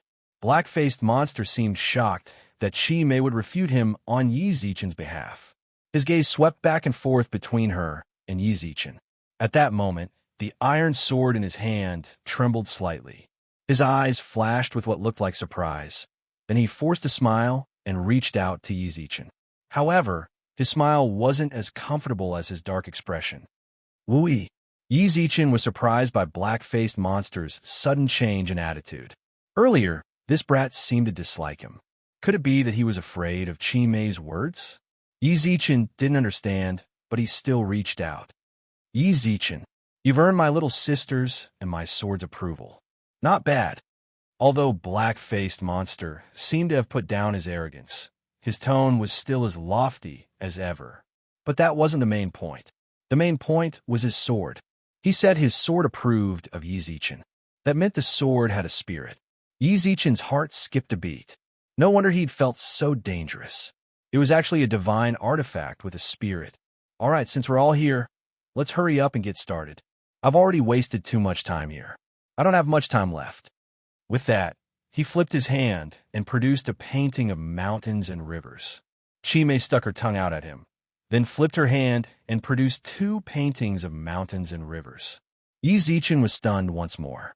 They clearly weren't in the world of the painting. So why had the paintings appeared again? Ha! We don't understand, do you? Chi Mei laughed mischievously. After spending the past few days with her, and considering how she'd acted when they'd first met, Yi Zichen was starting to wonder just which personality was the real her. If you want me to be your Tao partner, I'll tell you. Black-faced monster's body stiffened. His eyes brimmed with disbelief, but what followed was even more unbelievable. Can you scram? Yi Zichen pushed Chi Mei away in disgust. When he looked at her, he discovered that his little sister wasn't angry at all. Instead, she acted like a spoiled child and tried to throw herself at him. Chapter 1091. Chapter 1091. Chi Mei. When he saw Yi Zichen and Chi Mei playing around, Grizzly Face's expression darkened even further. He frowned and roared in anger. A sharp aura burst forth from his body, as sharp as an unsheathed blade. Yi Zichen had his back to him, but when he sensed that aura, he couldn't help but arch his brows. However, the aura only appeared for an instant before disappearing. Even so, his expression was still as dark as ever, as if someone owed him money. So you're an immortal king. Although Grizzly Face had only revealed his strength for a breath of time, Yi Zichen could sense his immortal king-level power. Chi Mei clearly didn't take his rebuke seriously. She stuck her tongue out at him and ignored him. Chi Mei, stop playing around. This isn't the time for you to mess around. No matter how you looked at it, it sounded like a half-sentence. Perhaps there was a hidden meaning behind it, but out of consideration for Yi Zichen's presence, Grizzly Face didn't say it. His brows were perpetually furrowed. Chi Mei froze, but when she saw Grizzly Face's expression, she seemed to realize that he was truly angry. She had no choice but to purse her lips and toss the paintings at the sun. At the same time, she explained in detail, "We really are inside a painting right now. We are indeed inside a painting. The painting that I threw out just now was just an illusion of the scroll. It's just like this enormous mountain formed from the earth of the 5 elements. It's necessary. Buried beneath this mountain is the 5 elements' great emperor's tomb. That illusory painting is the key to opening it." Before she even finished speaking, Yi Zichen watched as she tossed the 3 paintings to the top of the mountain and fused them into a complete painting of mountains and rivers. Under the scorching sun at the top of the mountain river diagram began to burn from the center. When the diagram disappeared, 3 keys appeared, drilling directly to the top of the huge mountain. Rumble. The beautiful landscape was suddenly covered by dark clouds and a torrential downpour. Strangely, the rain fell only within the mountain range. As for the surrounding lake, not a single drop touched it. Wah! Yi Zichen had no time to sigh. As the magical rain fell, the mountain range changed. The entire mountain split right down the middle, and a crack appeared in it. Although the crack was right in front of Yi Zichen, no matter how hard he looked, all he saw was darkness. "Let's go." The black-faced monster, Wu Yi, revealed an excited expression. The moment the mountain gate opened, he impatiently flew toward the crack. "Let's go too." Chi Mei also smiled faintly and flew towards the fissure. Yi Zichen hesitated. To him, his life was the most important. He didn't even know what was inside that crack. If he went in and encountered some killing array, what to do? However, what made him feel conflicted was that even if he stayed here, he didn't know how to get out of this painting. Don't underestimate him. He was an immortal king who was about to completely transform his divine power. With his immortal senses, be it calculating or searching for details, they were quite powerful. But when he entered this landscape painting, he couldn't see anything special about it. However, in comparison, Wu, Yi, and Qi may seem to know everything like the back of their hands. Although they'd said they'd been here for more than 10 years, Yi Zichen was certain that if they'd been able to discover the secret, it would have been more than enough time for them to discover it. But if they hadn't then, there was something wrong with Qi Mei and Wu Yi. What's more, this was a completely unfamiliar environment. The fissure had only just opened, yet they didn't feel the slightest sense of danger when faced with the impenetrable fissure. It was as if this was their home. Sweetie, let's go. Once the fissure closes, you'll never be able to leave again. If you want to leave the painting, you'll have to go through the tomb. Qi Mei stopped just as they were about to reach the fissure. She couldn't lose this sweetie. She still needed him to refine her condensing pills. Yi Zichen remained in place, his thoughts racing. At his level, countless thoughts could be processed with a single thought. Since he was already here, he might as well take things as they come. From the moment he'd opened the painting to Qi Mei looking for him, to the moment they'd entered this place, the siblings were completely unperturbed. Both Wu Yi and Qi Mei were filled with suspicions. But Yi Zichen wasn't a pushover. He wasn't a lamb waiting to be slaughtered. He'd just have to take things one step at a time. I'm here. Yi Zichen chuckled, then hurried over to Qi Mei's side. There seems to be some sort of seal around this fissure. There's no way to investigate what's going on inside. Won't your brother run into any problems if he just goes in? I don't think so. The Five Elements' great emperor left this tomb for his descendants, so that they could avenge him. If there's danger inside, what's the point of leaving this tomb? Qi Mei's explanation was simple, but no one could find any fault with it. Yi Zichen carefully took in her expression as she spoke, then nodded. You're right. I was overthinking things. It's fine to be careful. Let's hurry up and go in. Otherwise, that grumpy freak's going to scowl at us again. They entered the fissure. As expected, there was a whole new world inside. Inside the crack was a mausoleum, and they were at the entrance of the mausoleum after coming in through the crack. The two stone lions at the entrance were lifelike. Yi Zichen couldn't help but glance at them a few times, but when their eyes met, he saw that the lion had come to life. It grew to a size of over 100 feet and crawled in front of the mausoleum's entrance. Its crimson eyes glared at him. Then it stomped the ground a few times and pounced at him. Didn't you say there wouldn't be any danger? Just as the lion was about to pounce on him, Yi Zichen hurriedly retreated. The lion's claws just so happened to land on his chest, leaving several bloody gashes. Faint golden blood flowed down his chest. When the lion smelled blood, it became even more bloodthirsty, and its attacks grew even more frenzied. Qi Mei, didn't you say there wouldn't be any danger here?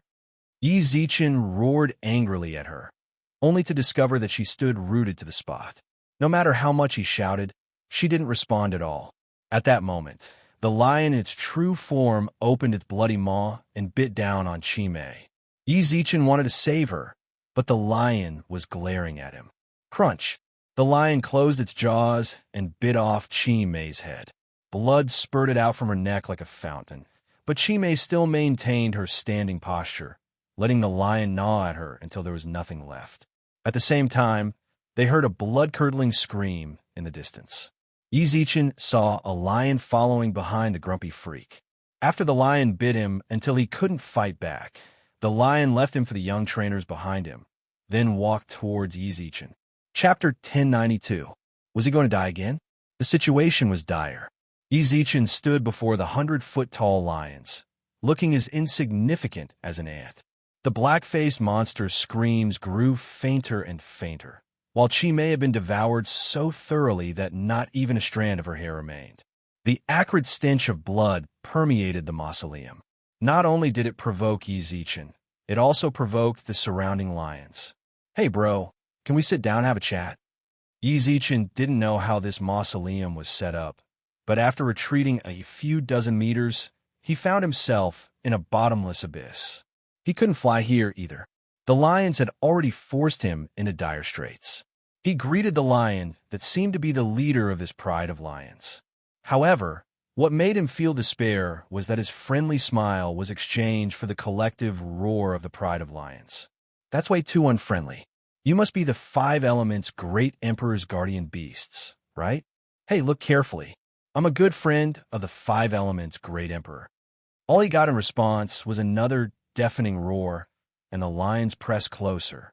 He instinctively took a step back, but when he stepped off the edge of the cliff, he fell into the abyss. After a long while, there was no response at all. From this, it was clear just how deep the abyss was. Yi Zichen gulped, then looked around vigilantly at the lions. It was unlikely for him to communicate with them, and the chances of him breaking through directly was still slim. No matter how agile Yi Zichen's thoughts were, he couldn't see any chance of survival. Qi Mei is right. The five elements' great emperor sent them here, but he shouldn't have let them die. Or perhaps this mausoleum was set up in order to lure his descendants to their deaths, so that he wouldn't feel lonely in his eternal slumber. If that's really the case, then the five elements' great emperor's sense of humor is too twisted. The way Yi Zichen saw it, there was definitely a way to break out of this mausoleum, but he just couldn't figure it out. The lions drew even closer to Yi Zichen. They seemed in no hurry to devour him. Rather, they wanted to toy with him. Their steps were extremely slow, but they were like a death knell, constantly reminding Yi Zichen that his life was nearing its end. Do they really think I'm easy to bully? With that, Yi Zichen charged directly at the lions. Several 5-meter-long fireballs instantly appeared behind him. When the fireball appeared, he didn't expect it to be instantaneous. Even someone like him who dabbled in the power of the five elements could do it in an instant. It seemed like the Tao of the five elements here was quite clear. Maybe this is the way to break out of this situation. As he considered this, Yi Zichen's heart burned with passion. In the blink of an eye, more and more fireballs appear behind him, then merge together to form a sea of flames several hundred meters wide. Beasts were all afraid of fire. When they saw such a dazzling sea of fire, those ferocious lions actually took a step back. Little brats, weren't you all very arrogant just now? The sea of flames behind him was all he could rely on. When he saw the murderers retreat, Yi Zichen suddenly regretted not thinking about this in the first place. If he'd done that, he might have been able to save Qi Mei and the others. Qi Mei, although you're terrible at pretending to be cute, if you die, I will avenge you. And Blackface, I will avenge you. Boom. The sea of fire behind him suddenly engulfed the group of lions. The lions were terrified of the fire and kept retreating. However, when they reached the mausoleum's gates, they seemed to have retreated to their limits. They stopped and roared uneasily. Roar! At that moment, the lion leader let out a low roar and charged into the sea of flames. After him, several lions followed it and charged into the sea of fire. You're seeking death. The sea of flames never stopped growing, but to his surprise. Roar! The lion leader charged out of the sea of flames, his body blazing with raging flames. The flames charred almost all of his brown fur. His eyes were filled with hatred as he pounced on Yi Zichen. His strength was so great that the instant Yi Zichen hit the ground, all of his bones were crushed. Yi Zichen struggled to stay conscious despite the heart-wrenching pain. He watched helplessly as the lion leader's bloody maw closed in on him. Am I going to die again? The mere thought of it was laughable. He'd gone through so much trouble to reincarnate and decide to fly to the God realm, but he hadn't even ascended the divine mountains. He still hadn't verified Xia Keek's information. He still hadn't visited the netherworld, where Su Yun's soul might be. He still hadn't resolved his misunderstanding with Su Yin. He still hadn't married Little Hong Hong. He had far too many unfulfilled desires, but now he was going to die. He didn't blame Qi Mei. Things had already come to this, and she was already dead. What else could he complain about? What he hated was the five elements' great emperor. Five elements' great emperor, you played us. He laughed bitterly. By now, he no longer had the strength to roar. All he could do was smile bleakly as he looked at the lion's bloody maw. Hey, Yi Zichen, wake up! Yi Zichen, who'd been prepared to die, suddenly opened his eyes and stared in astonishment. It wasn't a lion, but rather Chi Mei, who'd already been bitten to death. You? Am I already dead? The lion had been efficient and efficient. It hadn't suffered too much and had given him a quick death. Now that he was dead, he was free of everything. Yi Zichen sat on the ground, his face filled with bitterness. Then he discovered that the lion cub had bitten to death was standing right in front of him. His face was as dark as ever, just like when he'd been alive. Grumpy freak, you're already dead, so why the hell are you pulling such a long face? What, is this your style? Do you want to keep it this way in your next life? I'm telling you, a girl like you won't like you. Hurry up and change your style, or else I'm worried you'll die alone. Grumpy Freak's face was ashen. He glared at Yi Zichen, as if he wanted to kill him with his gaze alone. What? Who are you trying to scare? If we really fought, you'd have a hard time beating me, you know? Look at your tiny arms and legs. I'm afraid if I use too much force, I'll snap that bone club of yours. Now that he was dead, he no longer cared about the things he'd been worried about when he was alive. Yi Zichen, who died a miserable death, opened his mouth. This time, he directed his words directly at Chi Mei. Big breasts, but no brains. That's the perfect example of someone like you. You're still pretending to be cute? Let me tell you, acting cute really is embarrassing. Every time I see you, I can't help but clench my fists and want to punch you in the face. That said, in terms of looks and figure alone, you're actually more than qualified to be my concubine. Chi Mei, who'd been laughing at Grumpy Freak's words, suddenly froze. However, she wasn't nearly as friendly as Grumpy Freak. She directly slapped Yi Zichen across the face. Yi Zichen casually grabbed her arm and snorted disdainfully. You want to hit me? Halfway through his sentence, he stopped. If his senses weren't mistaken. Her hand was warm. Yi Zichen couldn't quite believe his senses. He raised his hand and slapped his thigh. Chapter 1093. Within the mausoleum's courtyard, Yi Zichen was most afraid of sudden silence. When he felt the warmth of his body and the pain in his leg, he inexplicably forced a smile. Grizzled Face's gaze was like a sharp blade drawn from its sheath. It was so cold it sent shivers down his spine. Chi Mei wasn't much better. Her eyes brimmed with fury as she glared at him. Time passed bit by bit in this wordless silence. Ha! Yi Zichen broke the awkward silence. He smiled relaxedly and looked at Chi Mei and Grizzled Face, rubbing their hands and laughing foolishly. You feel much more relaxed now, don't you? I was just worried you'd be nervous before entering the mausoleum. I'm doing this for your own good. It's getting late. Let's go in early, shall we? His words didn't affect Wu Yi and Chi Mei's gazes in the slightest. Gradually, Yi Zichen's smile turned awkward. He scratched his head and rolled his eyes, speechless. They were still alive. Just now, that lion had clearly eaten him, and Chi Mei and Wu Yi had been eaten by the lions as well. He'd seen it all with his own eyes. How come everything had changed now?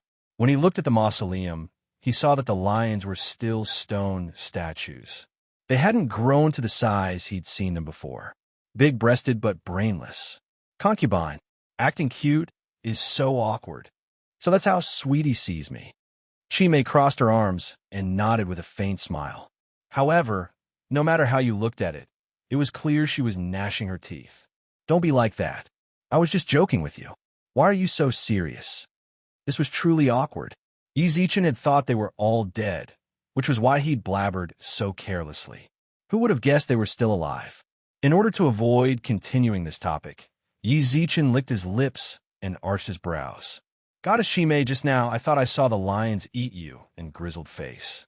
What was going on? If you're talking about illusions, I didn't even sense them at all. Everything was so frighteningly real. After hearing Yi Zichen call her goddess, Chi Mei's expression improved somewhat, but her expression was still grim. You're staring at the stone lions in front of the mausoleum, aren't you? These stone lions were the 5 elements great Emperor's guardian divine beasts when they were alive. Even though they became stone statues to guard the mausoleum when the 5 elements great Emperor died, they didn't actually die. Now, it was impossible to tell whether they were alive or dead. But what was certain was that they all had spirits. You should have been hit by their soul attack, and thus the scene you saw in the soul world evolved. I see. Yizichin nodded, but didn't dare to look into the lion's eyes again. What he had just experienced felt like it was real. It was too frightening. Don't waste any more time. Let's enter the mansion. At that moment, Grizzled Face hugged his rusted sword to his chest. He glanced coldly at Yizichin, but ignored him and walked towards the mausoleum's gates. When he saw Grimace's gaze, Yizichin smiled back. It wasn't until Grizzled Face ignored him and headed straight for the mausoleum's gates that he lowered his head and scratched his head. His expression and gaze shifted uncontrollably. This was truly too awkward. Only the three of them had come here.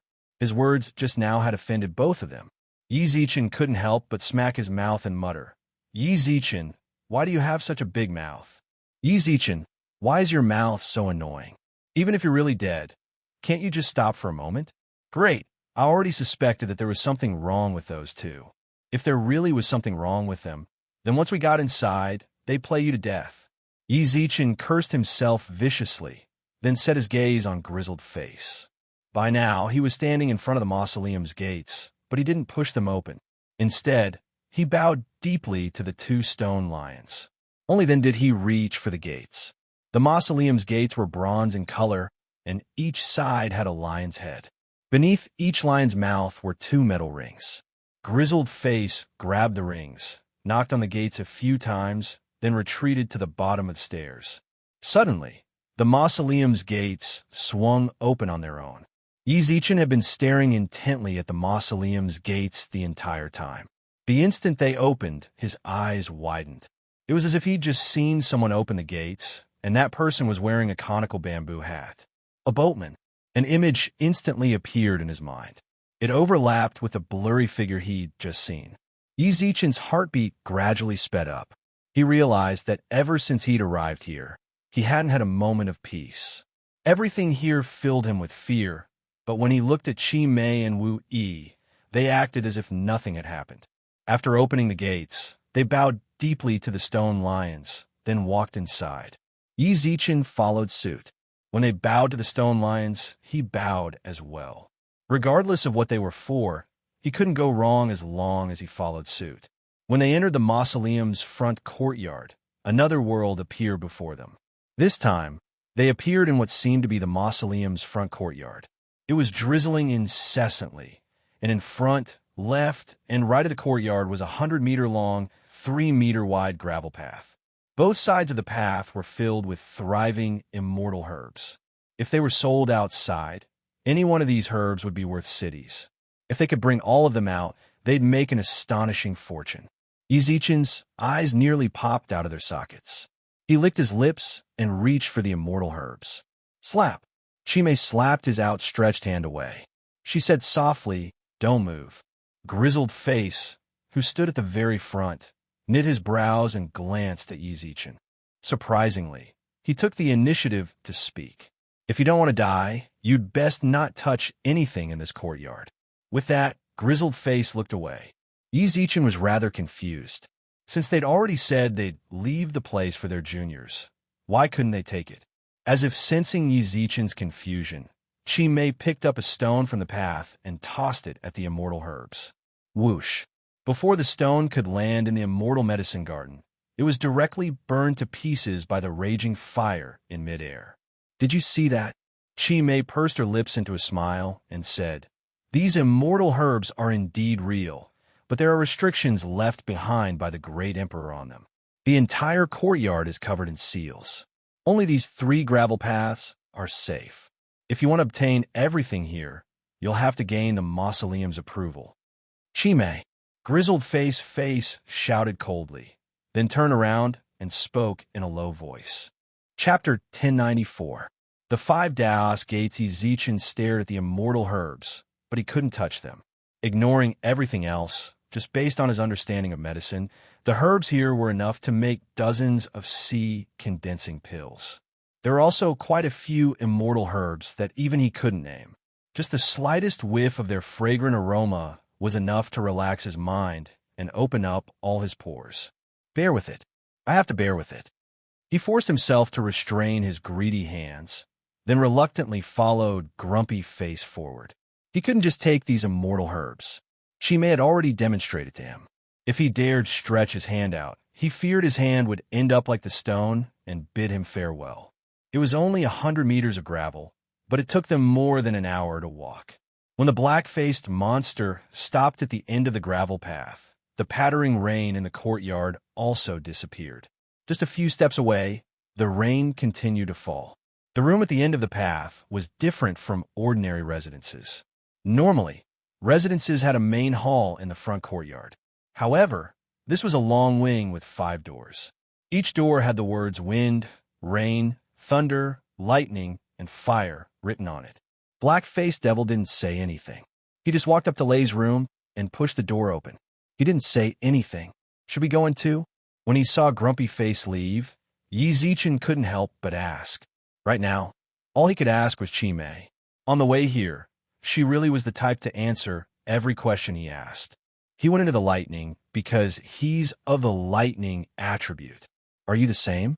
If you're the same, then just follow me in. Yi Zichen didn't quite understand. When she saw his dazed expression, Chimay couldn't help but purse her lips. She clasped her hands behind her back and continued.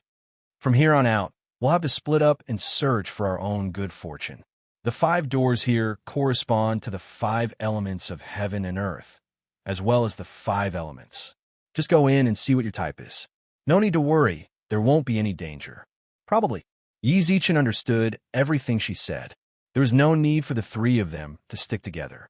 They'd have to start searching for their own good fortune. However, Chimay's final probably made his heart hang in his throat.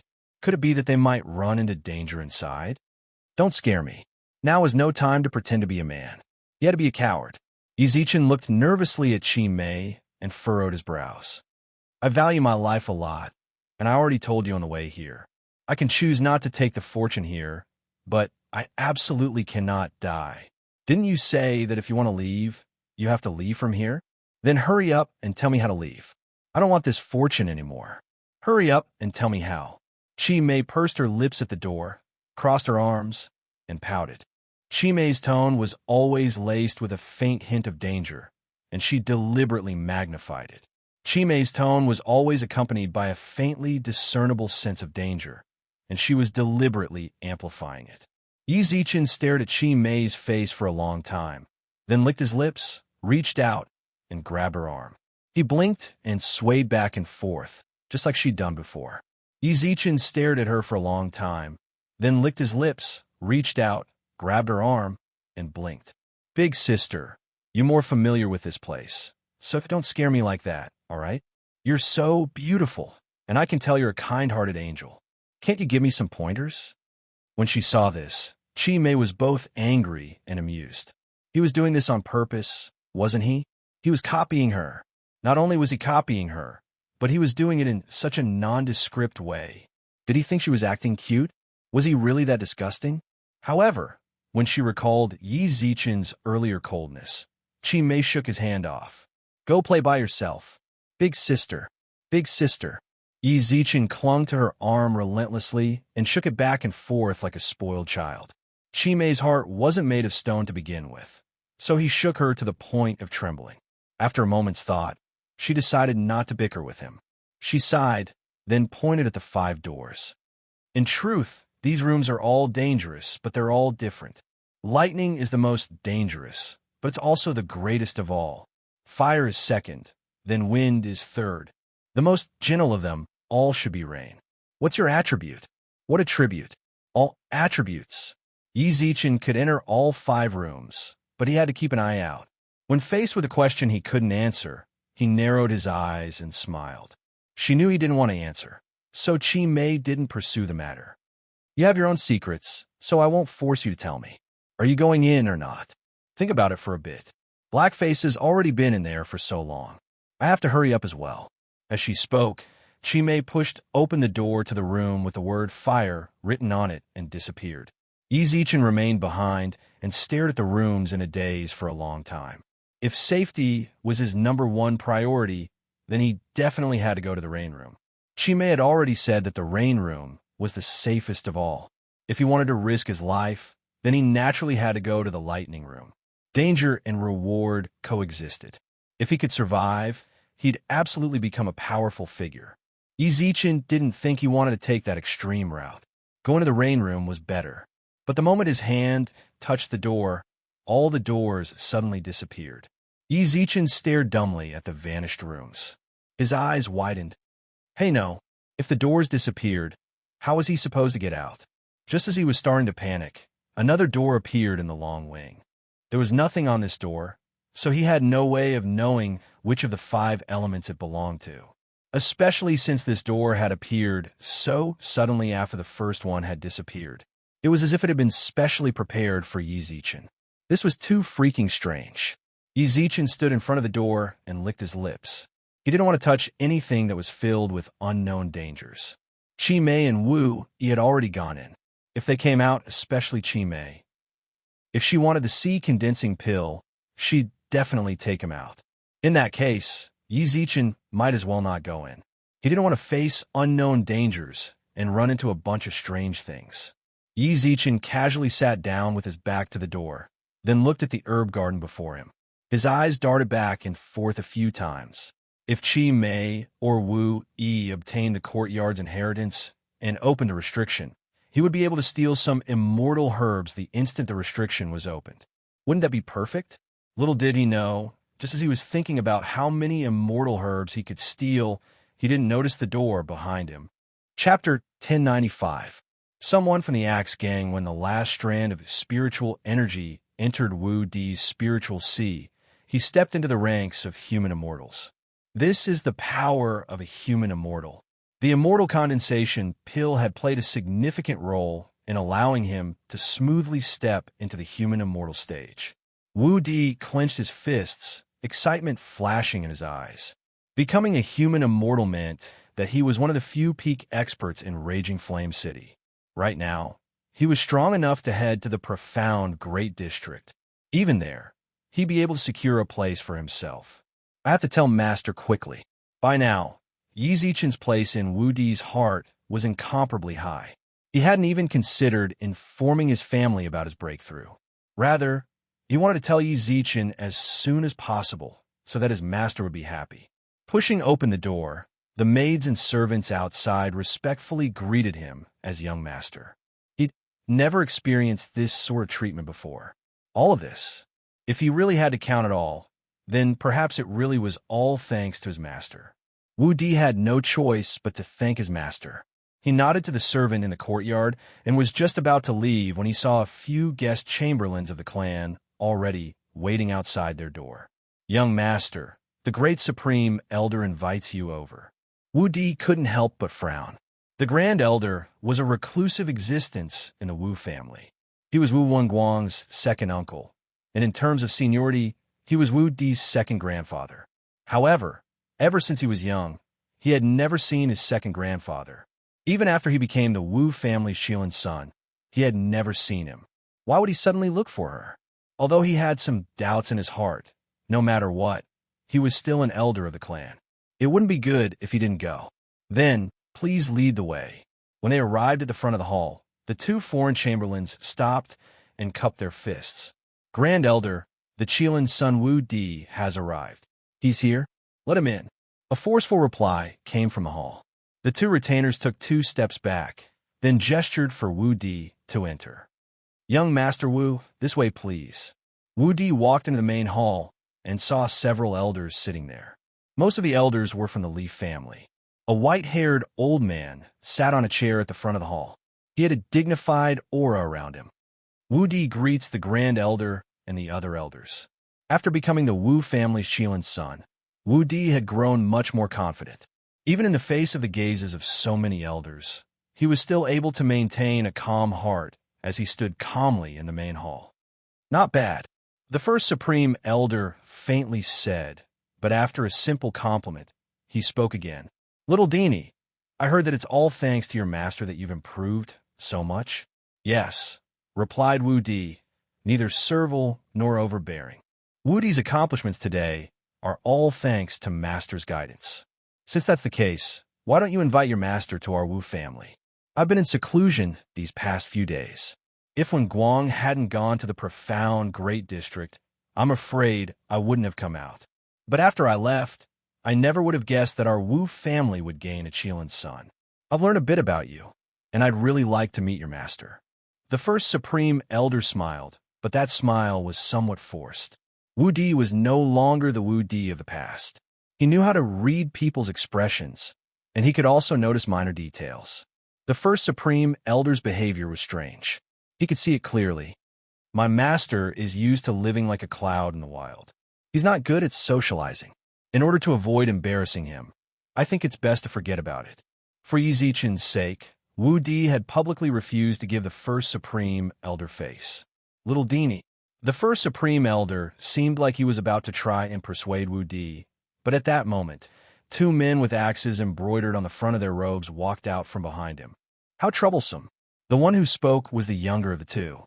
When the first Supreme Elder saw them, he hurriedly rose to his feet, smiled apologetically, and bowed. "Your Excellency, the Axe Gang." Wu Di frowned.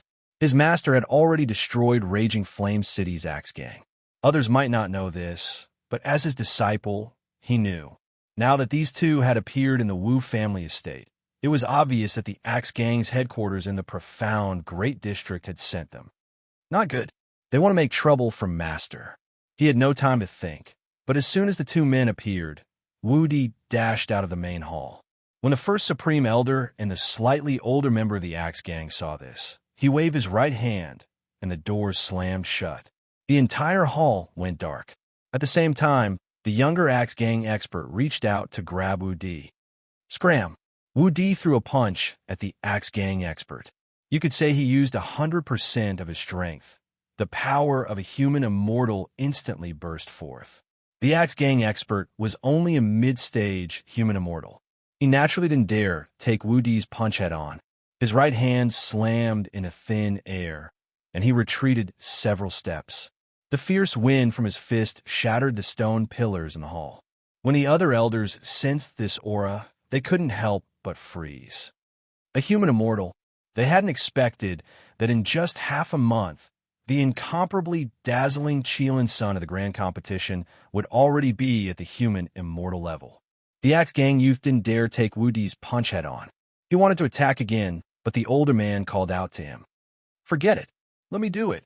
With that, the older man swatted Wu Di with his palm. His attack seemed simple and unadorned, but in the face of it, Wu Di felt a tremendous pressure. He gnashed his teeth and punched viciously, only to hear a crisp crack. His arm broke. "Kneel!" With a furious roar, Wu Di felt as if heaven and earth were crushing down on him. No matter how he resisted, he knelt to the ground. Once he'd subdued Wu Di, the old man smiled calmly. Wu Di's chest heaved up and down, his eyes brimming with rage. "You're Yi Zichen's apprentice, Wu Di.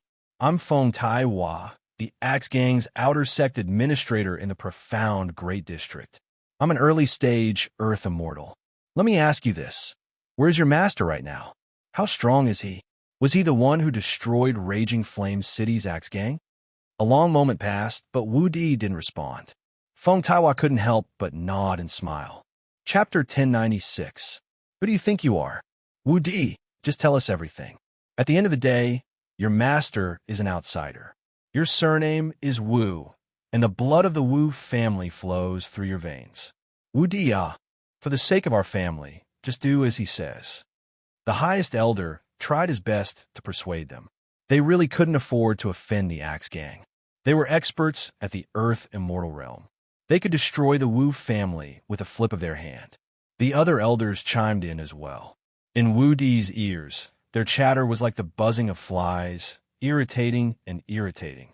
"All of you shut your mouths." Wu Di used the pressure of a human immortal to shout at the elders, who'd been buzzing around like flies. Only then did he look disdainfully at the Grand Elder and the elders around him. "You're not going anywhere," he sneered. "Who do you think you are? And you Wu Honghua?" Wu Honghua was the first elder's real name. When he heard Wu Di call him by his honorific name, the first elder's expression changed drastically. "You say my master is an outsider? You say the blood of the Wu family flows through my veins? You want me to obey them for the sake of the family? Ha! Wu Honghua, let me tell you, if you want me to sacrifice the master who gave me a second life for the sake of the family, You're delusional. The Earth Immortal expert, Feng Taiwa, looked on coldly. Wu Di smiled sinisterly. Don't worry. Don't talk to me about kinship and righteousness. The survival of the family. In my eyes, your Wu family is nothing more than dog fart. Now you're talking to me about the survival of the family? The blood of the Wu family flows through my veins. Then why didn't you say that when I told you to kick me out of the Wu family's ancestral land? When my mother was about to die, I knelt in front of your Wu family for a whole month to beg for a single pill. In the end, my mother fell ill and died, but you didn't even look me in the eye. Now you say my master is an outsider, but he saved me from the brink of death. He's the one who gave me everything I have today. Family, what a joke. Speaking of which, you were the ones who separated Wu Wangguang and my mother, weren't you? You were the ones who arranged Wu Wangguang and Li Na's engagement, weren't you? Because you think my mother is a servant girl and has a lowly status. Li Na is the daughter of the Li family. If she marries Wu Wangguang, the Wu family's influence will increase. To put it bluntly, you old fellows only have immediate benefits in your eyes. Wu Di's words were sharp, and he laughed idiotically. He angrily pointed at everyone in the hall, and all the pores on his body seemed to open up in his rage. My long-cherished wish has been fulfilled. I have no other requests. If there really is... Wu Di's voice suddenly turned gloomy, but after a few bitter laughs, he shook his head and smiled. No, I have no regrets. These past few months, I've been living a carefree life. Even though the time was short and felt like a dream, it was enough for me. Are you very worried? Are you very afraid? Right now, your lives are in my hands, but I will not give you this hope. Wu Di instantly took out a jade slip and sent Yi Zichen a frantic signal of danger. Then his body began to swell. Trying to self-destruct? Feng Taiwa had been watching him this entire time precisely to prevent him from self-destructing. Yi Zichen's hand pressed down viciously. His spiritual power transformed into countless threads that sealed Wu Di's spiritual sea. Wu Di's eyes filled with despair after his self-destruction failed.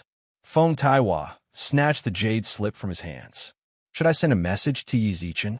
He pressed his lips into a smile, then wrote a message of his own and sent it. If you want to save your disciple, come to the Axe Gang. Feng Taiwa tossed the jade, slipped to the ground, and crushed it under his feet, then turned to the younger man beside him. Take him back. With his spiritual sea sealed, Wu Di was just an ordinary person. Even if he fought back, he was no match for a human immortal expert. Yi Zichen's hand landed on his neck, and he fainted. Your Excellency. At that moment, the first Supreme Elder took a few steps forward. Didn't you say you wouldn't harm our clan's Qilin's son? We in the Kai family. Shut up. If you mention the Kai family again, I'll wipe out your entire Wu family. Feng Taiwa glared at him coldly, then snorted. I naturally won't kill your Qilin's son. So long as Yi Zichen comes to our Axe Gang, we'll naturally release your Qilin's son. If you want to trade for your Qilin's son, use Yi Zichen instead. At practically the same time, Raging Flame City's upheaval suffered a fatal blow. In less than 3 days, the newly formed upheaval was completely destroyed. The gang leader and vice leader had been captured, and the gang's human immortal experts had fled with heavy injuries. All of the gang's resources had been plundered, and the remaining gang members had scattered like monkeys when a tree fell. However, to the Axe Gang's embarrassment, both Upheaval and Wu Di were stubborn and refused to mention a single word about Yi Zichen. Why do I always feel like I'm the one getting hurt? Yi Zichen scowled as he wandered through the boundless desert. He had no idea how long he'd been walking. All he knew was that he'd pretty much finished half his spatial ring's worth of wine. Yellow sand filled the sky, and there was no end in sight. When the door opened, Yi Zichen sensed it. Without another word, he turned and ran. However, he sensed an invisible pair of hands pulling him through the door. Just like that, he landed in the middle of the desert. How could this door open on its own? I already said I wasn't coming in, and yet they dragged me in? Yi Zichen's fury was indescribable. Furthermore, after entering, he noticed something else. In truth, even if they didn't enter, they could still leave. Otherwise, how had Chi Mei and the others gotten out? Without the third landscape painting, they couldn't have opened the door at all. So how had they been able to travel through the painting's world? Furthermore, they understood this place far too well. So long as Yizichin asked a question, they could answer it. I've really boarded a pirate ship. Yizichin cursed inwardly. What infuriated him the most was that he couldn't fly in this crappy place. All he could do was walk on the yellow sand, but walking on it was the most tiring of all. No matter what, don't let me out. If I do, I'll definitely teach you a lesson. Getting revenge on Chi might be the only way Yizichin could keep his spirits up. He dragged his feet aimlessly, then suddenly saw a whirlpool appear in the desert. A quicksand pit. This was the first quicksand pit he'd found in the desert. Yizichin couldn't help but be curious, so he found a safe spot to take a look, but to his surprise, F***CK. You're messing with me. Chapter 1097. The armory. For safety's sake, Yizichin was absolutely certain that he wasn't within the range of the quicksand. But what left him speechless was that when he walked over, the quicksand shifted beneath his feet and dragged him in. With his strength, he could easily break free from an ordinary quicksand pit. However, this quicksand pit seemed to have an extra pair of hands under his feet, pulling him down firmly. For some reason, Yizichin didn't feel any more anxious. Back then, the door had opened inexplicably, and it was the door that had dragged him into the yellow sand region. Now, the quicksand wanted to drag him down as well. Then he'd just have to go down. Based on Yizichin's judgment, there was definitely something beneath the quicksand, but it wasn't something that could endanger his life.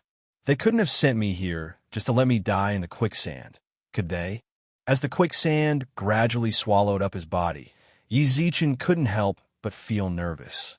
When his head completely sank into the quicksand pit disappeared, and the desert returned to its original state of tranquility. Thud! Yizichin fell heavily to the ground. He rubbed his sore butt and looked around. Just as he'd expected, he hadn't suffocated after being swallowed up by the quicksand. Instead, he'd appeared in the hallway of a palace. Torches lined the sides of the hallway, illuminating the entire corridor. Yizichin walked along the corridor, then noticed a secret room on the other side. The armory. When he pushed open the door and entered, Yizichin's first reaction was shock. There were immortal-grade weapons, armor, and other battle resources piled up like garbage.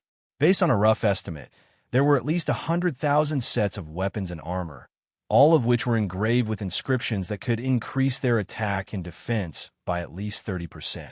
This was just the outermost room. He pushed open a small door. A dazzling array of treasures hung from tables and walls. The weapons here were a level higher than the immortal artifacts outside. They were all substandard divine artifacts. There were about 1,000 of them. There was another door in the corner of the room. Based on Yizichin's judgment, if he could push it open, then the things inside would be divine artifacts. He pushed the metal door, but despite his strength, he couldn't push it open. This further confirmed Yizichin's thoughts. The treasures inside were definitely extraordinary. He circulated his celestial spiritual energy to his arm, and with an angry roar, he slowly pushed the metal door open. 10 supreme treasures. There were only 10 tables in the room, and there was a treasure placed on each table. There were ice blades, armor, and even puppets. He looked around and saw that there was no door, which meant that the treasure here was the final 10 absolute treasures. Walking up to the 10 absolute treasures, Lin Fan noticed that there was a description of the treasures on the stone table below. The Mystic Lightning Leaf Fire Sword was a medial-grade divine weapon, ranked 437th on the divine weapon rankings. It was forged from a meteorite and refined with the 9 heavens mystic lightning and the profound heaven sacred flame. It had a destructive attribute. The Sea-Breaking Boat was an inferior-grade auxiliary spirit artifact, ranked 217th on the auxiliary artifact ranking. It was forged from the spine of the netherworld Riverbone Dragon. The Hunter Dragon armor was a high-grade defensive divine artifact, ranked 79th on the defensive divine artifact rankings. It was forged from the tendons of 100 adult dragons and had a tough attribute. All of these treasures were divine artifacts, and they were ranked fairly high as well. The Hunter Dragon armor, in particular, had directly entered the top 100 of the defensive divine artifacts rankings. Any divine artifact in the top 1,000 was already extraordinary. Even diviners would fight over a divine artifact in the top 100, and rulers coveted it. Yi Zichen drooled as he stood before the treasures. If he took all of them, as well as the substandard divine artifacts and immortal artifacts outside, how much money would he sell them for? Even if he didn't sell them, he could use these weapons to form 100,000 elite soldiers. Yi Zichen's hand involuntarily reached for the weapons, but halfway there, he slapped his hand hard. Everything that had happened with the immortal medicine was still fresh in his mind. If he'd thrown that stone there, it would have been reduced to dust. If there were treasures here, there was an 80% chance that the situation was similar. Yi Zichen thought it over, then took a few steps back, took out a gourd of alcohol from his spatial ring, and tossed it at the treasures. Bang! Halfway through, the wine jar exploded with a loud rumble. Yi Zichen clenched his teeth and backed out of the room, then tossed it at the substandard divine artifacts and immortal artifacts. All of them were broken halfway through. There was a protective barrier around the weapons, as if they were afraid someone would take them away. I knew it. Yi Zichen slumped to the ground, dejected. He stared at the dazzling array of immortal artifacts, substandard divine artifacts, and the 10 supreme treasures. The way he saw it, this was undoubtedly the 5 elements great emperor's handiwork. However, when he thought about it, he realized that he really was stingy. He'd already died, yet he'd been imprisoned by these weapons like they were treasures, preventing others from taking them. If he didn't want others to take them, then he shouldn't have taken the entire landscape painting. He even said he'd give people good fortune, blah blah blah. What a load of bullshit. If you won't give them to me, then why did you drag them down? All you can do is stare enviously. You can't take anything. And you even said you'd give you good fortune? Can you stop joking around? This is good fortune. Just coming here, and you've been scared witless. You won't even give me a consolation prize. What good fortune? Logically speaking, that door had appeared out of nowhere, that pair of invisible hands that had dragged him here, in that pit of quicksand. This series of actions made Yi Zichen think he was the 5 elements great emperor's chosen son. Besides, he really was one of heaven's 2 chosen emperors. Both he and the 5 elements great emperor had caused the North Star to appear, and he, too, walked the grand Tao of the 5 elements. Since things were already like this, he should at least give him some face. He didn't even say he'd give them all to him. He wasn't the greedy type. If he could just take half, he'd be happy. He couldn't just come here, be on tenterhooks, and go back empty-handed. Could he? 5 elements great emperor, you're really dishonest. I risked the God Emperor's wrath just to come here and take some of your treasures. At least I'll be tainted by your karma. When the time comes, I'll help you get revenge. But you're too stingy. You won't give me anything, and now you want me to get revenge for you. In your dreams. Yi Zichen rolled his eyes repeatedly at the armory. He considered going to the other rooms and looking around. Who knew? He might be able to make some profit. At this moment, the firelight in the armory suddenly dimmed, and a ghostly shadow appeared on the wall of the room. The ghostly figure attached itself to the wall and moved a little. Soon after, a faint smile appeared in the room as a questioning question rang out. Chapter 1098. Just what I want, who is it? The sudden appearance of this ghostly voice made Yi Zichen's heart skip a beat. He stood up and looked around the armory a few times before finally seeing a shadow cast on the wall, illuminated by the lamplight. His heart skipped a beat. After a long while, he swallowed his saliva and pointed at the shadow on the wall. You were the one talking just now. The flames on the torches in the room swayed a few times, and the shadows on the walls also became distorted by the swaying light. That's right. It really was the ghost on the wall. Yi Zichen had seen his fair share of ghosts in the modern realm and the lower 3 realms. But this was his first time seeing a ghost in this form and in this sort of atmosphere. He couldn't quite figure out the ghost's origins. He gulped again. Then a ball of fire appeared in his palm. He took a few steps back. You're the 5 elements great emperor? You don't need to know who I am. The ghost on the wall flickered a few times, then said, I heard everything you said just now. I'm here to ask you, what do you want? Yi Zichen couldn't see its face, nor could he sense its tone. He didn't know what the ghost wanted, but if it really was the five elements' great emperor's soul, then he hadn't said anything good about the five elements' great emperor. Perhaps it was here for revenge. My apologies, my apologies. I didn't think I'd alarm you. In truth, I don't want anything. The treasures here belong to the fated, and I'm afraid I'm not the fated. How could I possibly want the treasures here? How about this? You stay here and rest. I won't disturb your cultivation any longer. I'll be on my way. At a time like this, greed was the worst thing to do. If he really let his greed get the better of him and excitedly said what he wanted, who knew? Perhaps the five elements' great emperor's ghost would find an opportunity to kill him. He'd rather lose the divine artifact than stay alive. As the saying goes, where there's life, there's hope. So long as he was alive, he could obtain anything he wanted. He laughed drily and tried to leave the armory, but at that moment, the door slammed shut. Boss, I said something wrong before. I apologize to you. No matter what, you are one of heaven's chosen twin emperors, one of the leaders of the god world. You can't be so petty, right? As he watched the metal door close, Yi Zichen's face contorted into a bitter melon. He had even closed the door. He was definitely looking for trouble. He must have overheard me bad-mouthing the five elements' great emperor. If he was dead, then he was dead. Why did he have to leave a wisp of his soul here? Was it to scare the people who came here in the future? Or was it to say that he wanted to keep this soul to find a suitable successor? If that really was the case, Yi Zichen could only say that it was too late for regrets. He should have continued to sing praises of the five elements' great emperor and continued to act like a young man with ambition and ambition. This was great. Not only did he not obtain the inheritance, he even lost his life here. Of course, it wasn't over yet. Yi Zichen couldn't give up so easily. Senior, when I saw your landscape painting, the fire in my heart burned fiercely. The god emperor pretended to be benevolent and righteous, actually plotting against an upright person like you, Senior. After I saw it, I couldn't calm down for a long time. I believed that avenging you was an urgent matter, and that the god emperor's mask had to be exposed as soon as possible. That's why I endured many hardships to find the other two possessors of the painting.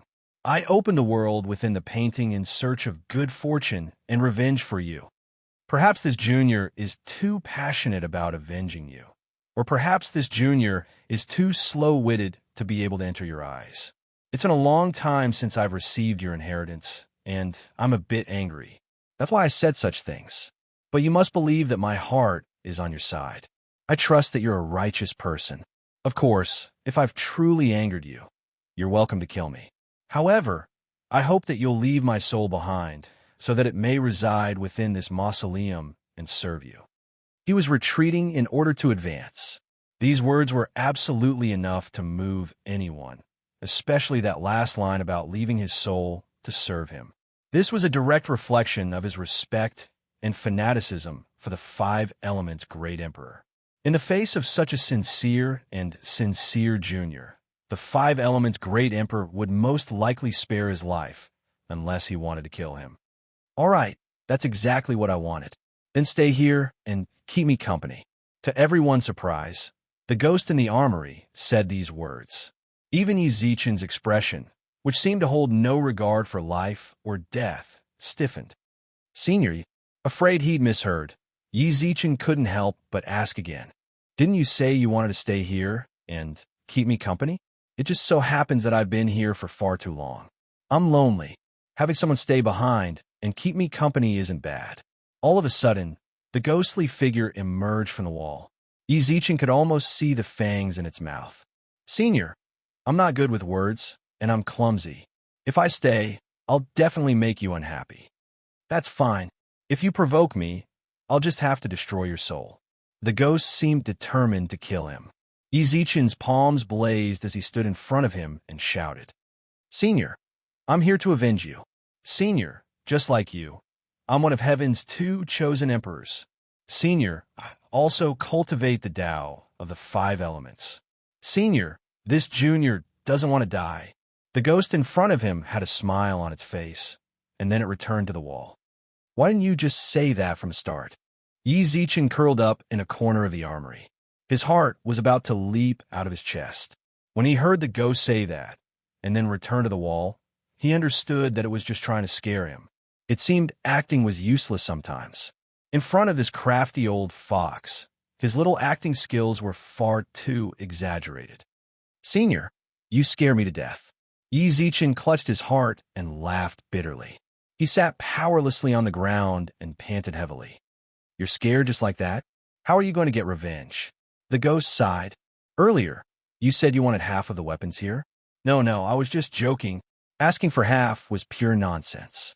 It was already clear that he wasn't one of the 5 elements' great emperor successors. If he were, the ghost would have seen it all, and the seals would have dispersed. Since he wasn't the successor, he still wanted half. Use his head? Even if you really want it, I can't give it to you. However, I can let you choose any weapon you like, but you can only choose one. So that's what the ghost on the wall said. Yi Zichen's eyes lit up. Chapter 1099. The Yao Sealing Pagoda. Yi Zichen had been eyeing the divine artifact in the armory for a long time now. Even though he'd only been in the god realm for a short time, he didn't really understand the rankings or special effects. But there was one thing he was clear about. It was worth a lot of money. It didn't matter how much others coveted it, or how powerful its effects were. So long as it was valuable, that was enough. Especially in an unfamiliar environment like the god realm, he couldn't afford to go without a treasure. Yi Zichen looked expectantly at the ghost on the wall. In response to his question, the ghost gently swayed a few times. Of course. Almost as soon as the ghost spoke, Yi Zichen dashed into the secret room. Immortal artifacts? Substandard divine artifacts? Only an idiot would try to take them. Are you sure you want to take the treasures in this room? When Yi Zichen appeared in the secret room of the 10 supreme treasures, Gue Ing followed him. His tone was flat. What cannot? Yi Zichen arched his brows. Of course not. I said I could let you take one. So that includes everything here, including the 10 supreme treasures. The ghost's reply was completely emotionless. To him, these treasures were no longer as important as before, so he naturally wouldn't restrict Yi Zichen's choices. But before that, I need to remind you that every single treasure here is a treasure that would make anyone on the Divine Mountain go green with envy. You could say that everything here is a hot potato. I can tell you're an immortal king right now, on the verge of becoming a supreme. But have you thought it through? Once you reach the Divine Mountains, diviners and rulers might all fight over your treasures. Are you sure you're strong enough to protect them? The ghost's words hit the nail on the head, and he considered everything from Yi Zichen's point of view. Below the Divine Mountains, Yi Zichen was an immortal king and could do as he pleased, but once he reached the Divine Mountains, everyone there was a supreme. He might be able to resist a supreme, but what if a diviner or ruler showed up? Does he really have the ability to protect the treasure in his hands? A man's wealth is his own ruin. Everyone understood this, and Yi Zichen was no exception. The ghost's words were like a bucket of cold water poured over his head, extinguishing the fire in his heart. It seemed like he really did not have enough power to protect this treasure. Even if he said that he would sell it and not use it for himself, he still needed a way to sell it. He couldn't be sure that even if he found a suitable way, the other party wouldn't have the thought of killing him and robbing him when they saw him, a mere supreme martial artist. You can only take one treasure here, and once you take it, you can't change it. I suggest that you think about it carefully before making a decision. The ghost on the wall spoke up once more. Yi Zichen, who'd already reached out, retracted his hand from the armor. In comparison, substandard artifacts were more suitable for him. For a paragon to have a substandard deity artifact was already considered to be doing quite well. Although a substandard deity artifact was not ordinary, it wouldn't attract the attention of devis and rulers. At the very least, it could truly become an important treasure for them. His gaze shifted towards the room with the substandard god artifact, before landing on the 10 absolute treasures. In terms of attractiveness, the 10 ultimate treasures were more attractive to him. He stared at the 10 absolute treasures several times. When he realized that he might not be able to guarantee that the god artifacts would remain in his hands forever, the way he looked at these god artifacts changed. First of all, He couldn't take the divine weapons and battle armor. In the god realm, those were the easiest to fight over, and they were also the most commonly used. If he took them out, he'd most likely be delivering them to someone else. Secondly, he couldn't take the divine weapons with functions. Auxiliary divine weapons were rare in the god realm.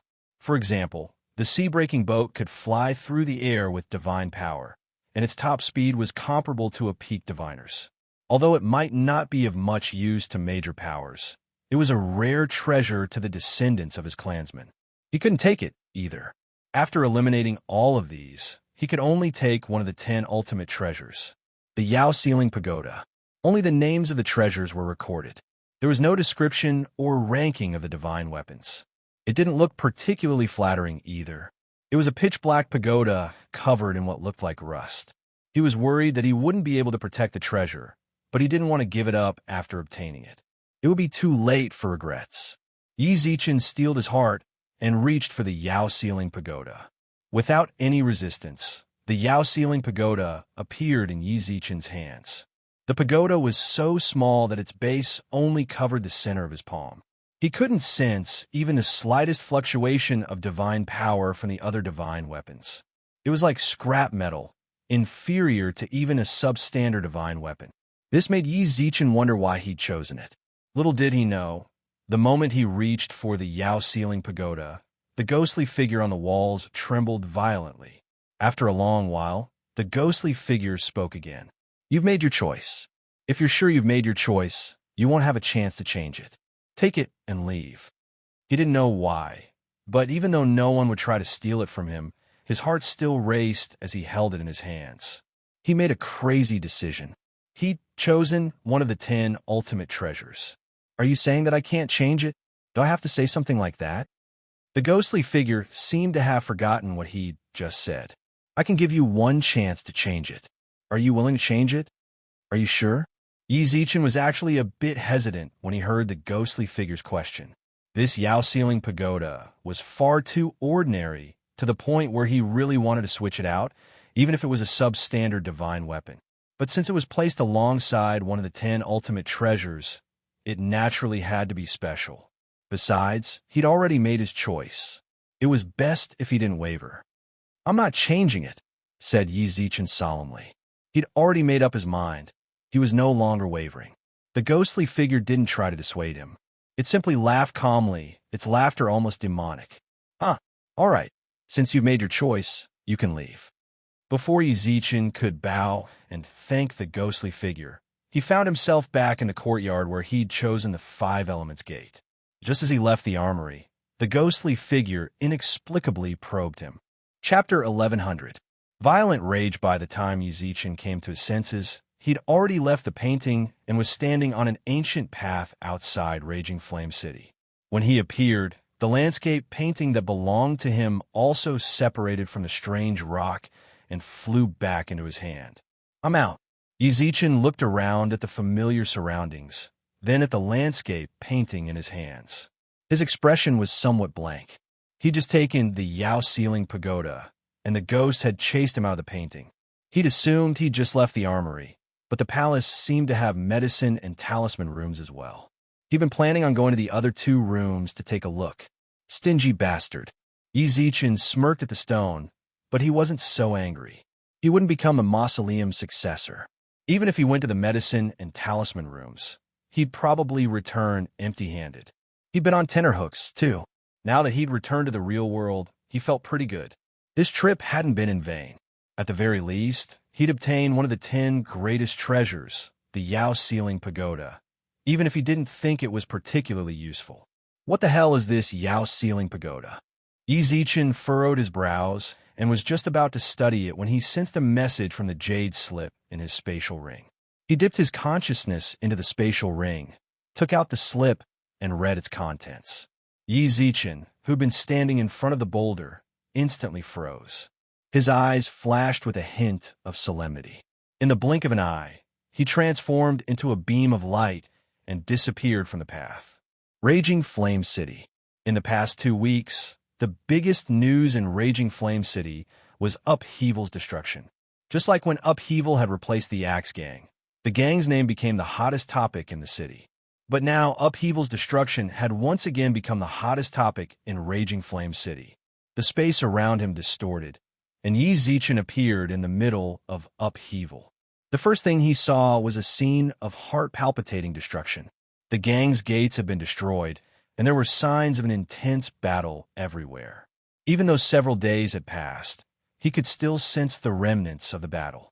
For a long while, Yi Zichen watched as the gang he'd poured his blood, sweat, and tears in a founding upheaval appeared before his eyes. He clenched his fists tightly, and his entire body trembled violently. Axe Gang. Yi Zichen squeezed those 3 words out through gritted teeth. He glanced at the rundown gang a few more times, then disappeared from sight. When he reappeared, he was already in the courtyard of the Wu family. Boom! A powerful immortal pressure instantly enveloped the entire Wu clan's residence. In an instant, whether it was the Wu clan's elders, guests, members of the Wu clan, or servants, they all shivered as if they were suffering from malaria. The wind and clouds rolled back, and the world changed color. The howling wild winds uprooted the flowers, grasses, and ancient trees on both sides of the courtyard. The bright and clear sky was also covered with ink-colored clouds at this moment. From time to time, endless rumbling sounds could be heard from within the clouds. Yi Zichen stood in the center of the courtyard and stared coldly at the great hall in front of him. Wu Wingguang, come out and see me. His furious roar was thunderous. Basically, all of Flame City could hear the fury in his voice. Quite a few of the city's clans sent people to investigate. Meanwhile, at the top of the city's walls, City Lord WNG Lei stared intently at the Wu family in the north. The head of the Liu family stood beside him. Ever since the Great Clan competition, their 2 families had grown close. In the face of the threat of the Kai family and Wu family's Qilin son, they had no choice but to do so. So strong. After a long silence, WNG Lei's gaze was solemn. Although the immortal pressure hadn't enveloped them, Danden's angry roar was enough to make even an early-stage Sky immortal like him feel his blood churn. If he felt this way, then the person who'd appeared in the Wu family was at least a peak Sky immortal, or even an immortal king. The head of the Liu family nodded silently, but he didn't care as much as WNG Lei. As a city lord, he naturally had to ensure the city's safety. With such a powerful expert appearing, even if it was just the Wu family, he'd feel immense pressure on his shoulders. In comparison, the Liu family didn't have to worry so much. Wu Wingguang. Another deep, furious roar reverberated throughout Raging Flame City. Yi Zichen stared intently ahead. Before long, the Wu family's first elder rushed out of the main hall in a panic. Greetings, senior. May I ask how our Wu family has offended you for you to be so furious? Please explain yourself. The white-haired old man stood respectfully in front of someone who was much younger than him and addressed him as a senior. This scene was really interesting to watch. Yi Zichen narrowed his eyes, his lips curling into a smile as he looked at the terrified Wu Honghua. Who are you? I'm looking for Wu Wingguang. Is he too afraid to come out and see me? Reporting to senior. This junior is the Wu family's first elder, Wu Honghua. Family head Wu Wangguang has gone to the profound Great District's Kai family. These next few days are a joyous occasion for the Wu family and the Kai family. Although Wu Honghua was the family's strongest expert, he was still only a peak human immortal. Otherwise, even an Earth immortal expert from the Axe Gang wouldn't have dared to act so brazenly in his clan's territory. He had no way of determining Yi Zichen's strength. All he could feel was a bone-deep fear. I almost forgot, your Wu family is engaged to the Kai family. Yi Zichen pursed his lips, his eyes full of amusement. Wu Honghua's scalp went numb. He'd lived for so long, but this was the first time he'd ever felt this way. He carefully lowered his head, his aged eyes flashing with undisguised terror. Right now, he was in the most intense position of Yi Zichen's immortal pressure. The stifling pressure threatened to shatter his Dao heart. Senior, don't be nervous. I'm not the bloodthirsty type. Yi Zichen smiled and patted Wu Honghua on the shoulder. His warm hands and genial smile didn't seem friendly, to Wu Honghua. He nodded fearfully, only to hear, "Wu Di, tell him to come out and see me." Instantly, Wu Honghua's expression froze. He stared at Yi Zichen in terror. Suddenly, an ominous premonition welled up in his heart. "Senior, you are..." Chapter 1101. To invite a man into a trap.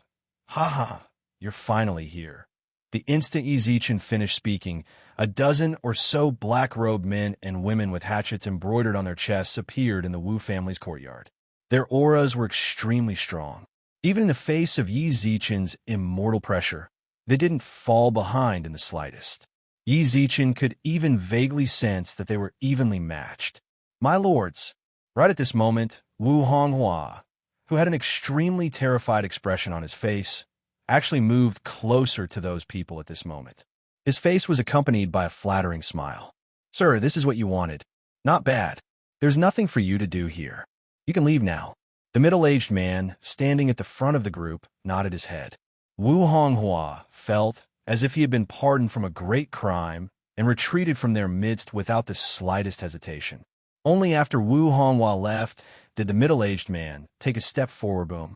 The power of a mid-stage sky immortal burst forth from his body and actually managed to suppress Yi Zichen's spiritual pressure by a bit. "Who are you?" Yi Zichen smiled at the middle-aged man. "I'm the Axe Gang's third elder in charge of punishment, Luo Gaoyang." "You, are you Yi Zichen?" In the eyes of the Axe Gang, everything was already under their control. There were several heavenly immortal experts here, and countless earth immortals and human immortals around them. In order to capture Yi Zichen, they'd mobilized more than half of the Axe Gang's elites. Even if the aura Yi Zichen released just now was at the level of a sky immortal, he'd still be hard-pressed to escape their encirclement. "You don't deserve to know who I am," said Yi Zichen coldly. "You have a temper." Luo Gaoyang nodded, then changed the subject. "Then let me ask you, did you kill Huang Aogu, the branch leader we set up here?" "Yes." Yi Zichen nodded indifferently. "Then I have a question for you as well. My disciple, you guys kidnapped her." "Yes," Luo Gaoyang replied. "That's for the best." No one understood what Yi Zichen meant. All they could see was that when he said those words, the feeling he gave off had changed. "Let's go up. This is my disciple's clan. Every blade of grass and every tree here will belong to my disciple in the future. I don't want him to inherit an abandoned clan." "Inherit the family? Don't tell me you think your disciple can come back?" "Who knows?" Yi Zichen didn't say anything. Instead, he floated up into the sky. The sky immortal experts standing in the courtyard frowned as they watched him rise into the sky. One of them, an early sky immortal guest chamberlain, said, "Elder Luo, does this kid have a bomb?" From start to finish, Yi Zichen had acted far too indifferently, as if he didn't take them seriously at all. This was definitely not an act, but a genuine confidence in his heart. Luo Gaoyang also frowned. He couldn't tell how strong Yi Zichen was. In truth, he'd considered this before. However, they were all elites of the Axe Gang. Not even an entire family clan in the profound Great District would dare oppose them. Where did Yi Zichen get his confidence from? His current behavior was most likely a disguise. It was just that his disguise was so brilliant that no one could see through it. "Don't worry about whether or not he has a bomb. We've been lying in ambush in the city for half a month now. Do you think we don't know if he has any accomplices or not? He's already a turtle in a jar. When we capture him, remember to keep him alive." The gang leader said over and over again that he wants to see him alive. "Yes, sir." At Luo Gaoyang's command, the Sky Immortals took to the sky and formed a circle around Yi Zichen. Other than them, there were countless Earth Immortals and human Immortals. The immortal pressure he radiated dyed the sky above Flame City a heavy, ink-black color. Is this the power of a peak-level faction in the profound Great District? WNG Lei looked up at the sky. Every one of them was at least a human immortal expert. He couldn't help but sigh in awe. He was the city lord of Raging Flame City, and he was a sky immortal expert. But he had no way of mobilizing so many sky immortals, earth immortals, and human immortals. Furthermore, his family was currently lacking in manpower. The strongest expert he had was only a peak human immortal. There was no way he could compare to the Axe Gang, which could easily summon so many experts. Everything is clear now. I'm afraid that expert surnamed Yi was the one who wiped out Raging Flame City's Axe Gang. But I have to say, he was too impulsive. No matter how strong he is, Raging Flame City's Axe Gang is backed by the profound Great District's Axe Gang. Now that they've come to cause trouble for him, I'm afraid he's in trouble against so many Sky Immortals. I can't agree with you on that. The Liu family head smiled calmly and shook his head. If he dares provoke the Axe Gang, then he naturally has the strength to deal with them. Who knows? This expert might surprise us. He glanced suspiciously at the Liu family head. The Liu family was the most mysterious existence in Raging Flame City. The people of the city only knew that the Liu family was strong, but no one knew exactly how strong it was. When he heard the Liu family head say this, City Lord W&G Lei instinctively looked up at the sky. Given the circumstances, would he really surprise them? After surrounding Yi Zichen, Luo Gaoyong smiled indifferently. Brat, you can't escape even if you grow wings. I advise you to surrender without a fight. Everyone should be out by now, right? To everyone's surprise, even now, Yi Zichen's expression was as calm as ever. He simply glanced indifferently at the experts surrounding him. His expression didn't change in the slightest. Still pretending? Luo Gaoyong sneered. He had to admit that Yi Zichen's acting wasn't bad, but at a time like this, pretending was a bit overboard. I'll tell you the truth. In truth, you should feel proud of yourself. We waited for you in Raging Flame City for a full half a month just to lure you into our trap. You're quite bold. You actually dared kill Huang Aogu. Do you know how high his position in our gang is? Is that so? Then I should feel deeply honored. Yi Zichen stopped in midair and smiled calmly. Then his gaze sharpened, and a wave of spiritual energy, even stronger than before, erupted from his body. At the same time, he pressed his lips into a smile. Chapter 1102. Chapter 1102. Blood City. With that, Yi Zichen transformed into a blur. By the time everyone saw him again, he'd already appeared behind a mid-stage Earth Immortal expert. He grinned, revealing his pearly white teeth, just like an Azurus. A low-grade immortal artifact was like a divine artifact in his hands. It sliced through the Earth Immortal expert's protective aura, causing blood to spray across the sky. This was only the beginning. So long as Yi Zichen disappeared and reappeared, at least one Earth Immortal or a few human immortals would perish. The immortal sword was also unstoppable in his hands.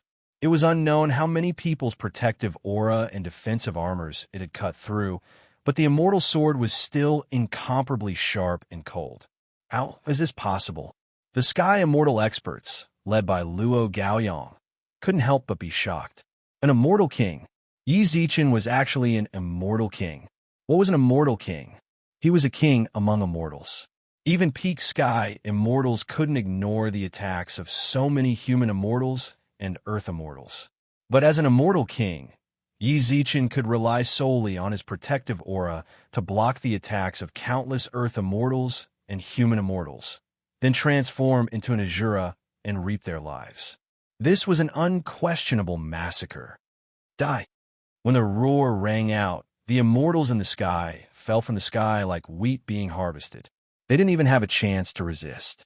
They were instantly obliterated. Countless blood-curdling screams and the sounds of battle filled the skies, but the strongest amongst them, the celestial immortals, run. Don't try to resist. Immortal kings were far stronger than Sky Immortals. The human immortals and Earth Immortals became pawns they abandoned. They disregarded everything else and fled madly. At that moment, Yi Zichen smiled coolly. Wind, come. Several tornadoes appeared in the sky above Raging Flame City. The tornadoes rose from the ground and reached the heavens. In the face of these tornadoes, the fleeing Sky Immortals tossed out protective talismans as if they were worthless. Lightning, come. Rumble. Several bolts of heavenly lightning struck down from the sky, killing countless Heaven Immortals and Earth Immortals. Some of the Heaven Immortals were caught off guard and were killed by the heavenly lightning. As the strongest of these celestial immortals, Luo Gaoyang had to constantly flee in the face of tornadoes and heavenly lightning. He activated his shield of vigor to the maximum, but the heavenly lightning was too dense. Even though he was careful enough, there were still several heavenly lightning that fell on his body. His protective dipper energy shattered, causing him to spit out several mouthfuls of blood. The remaining human and earth immortals were scared out of their wits by Yi Zichen's slaughter. In a moment of life and death, everyone was selfish. The Axe Gang members, who'd once called each other brothers, all abandoned their comrades and fled in all directions. "You want to leave?"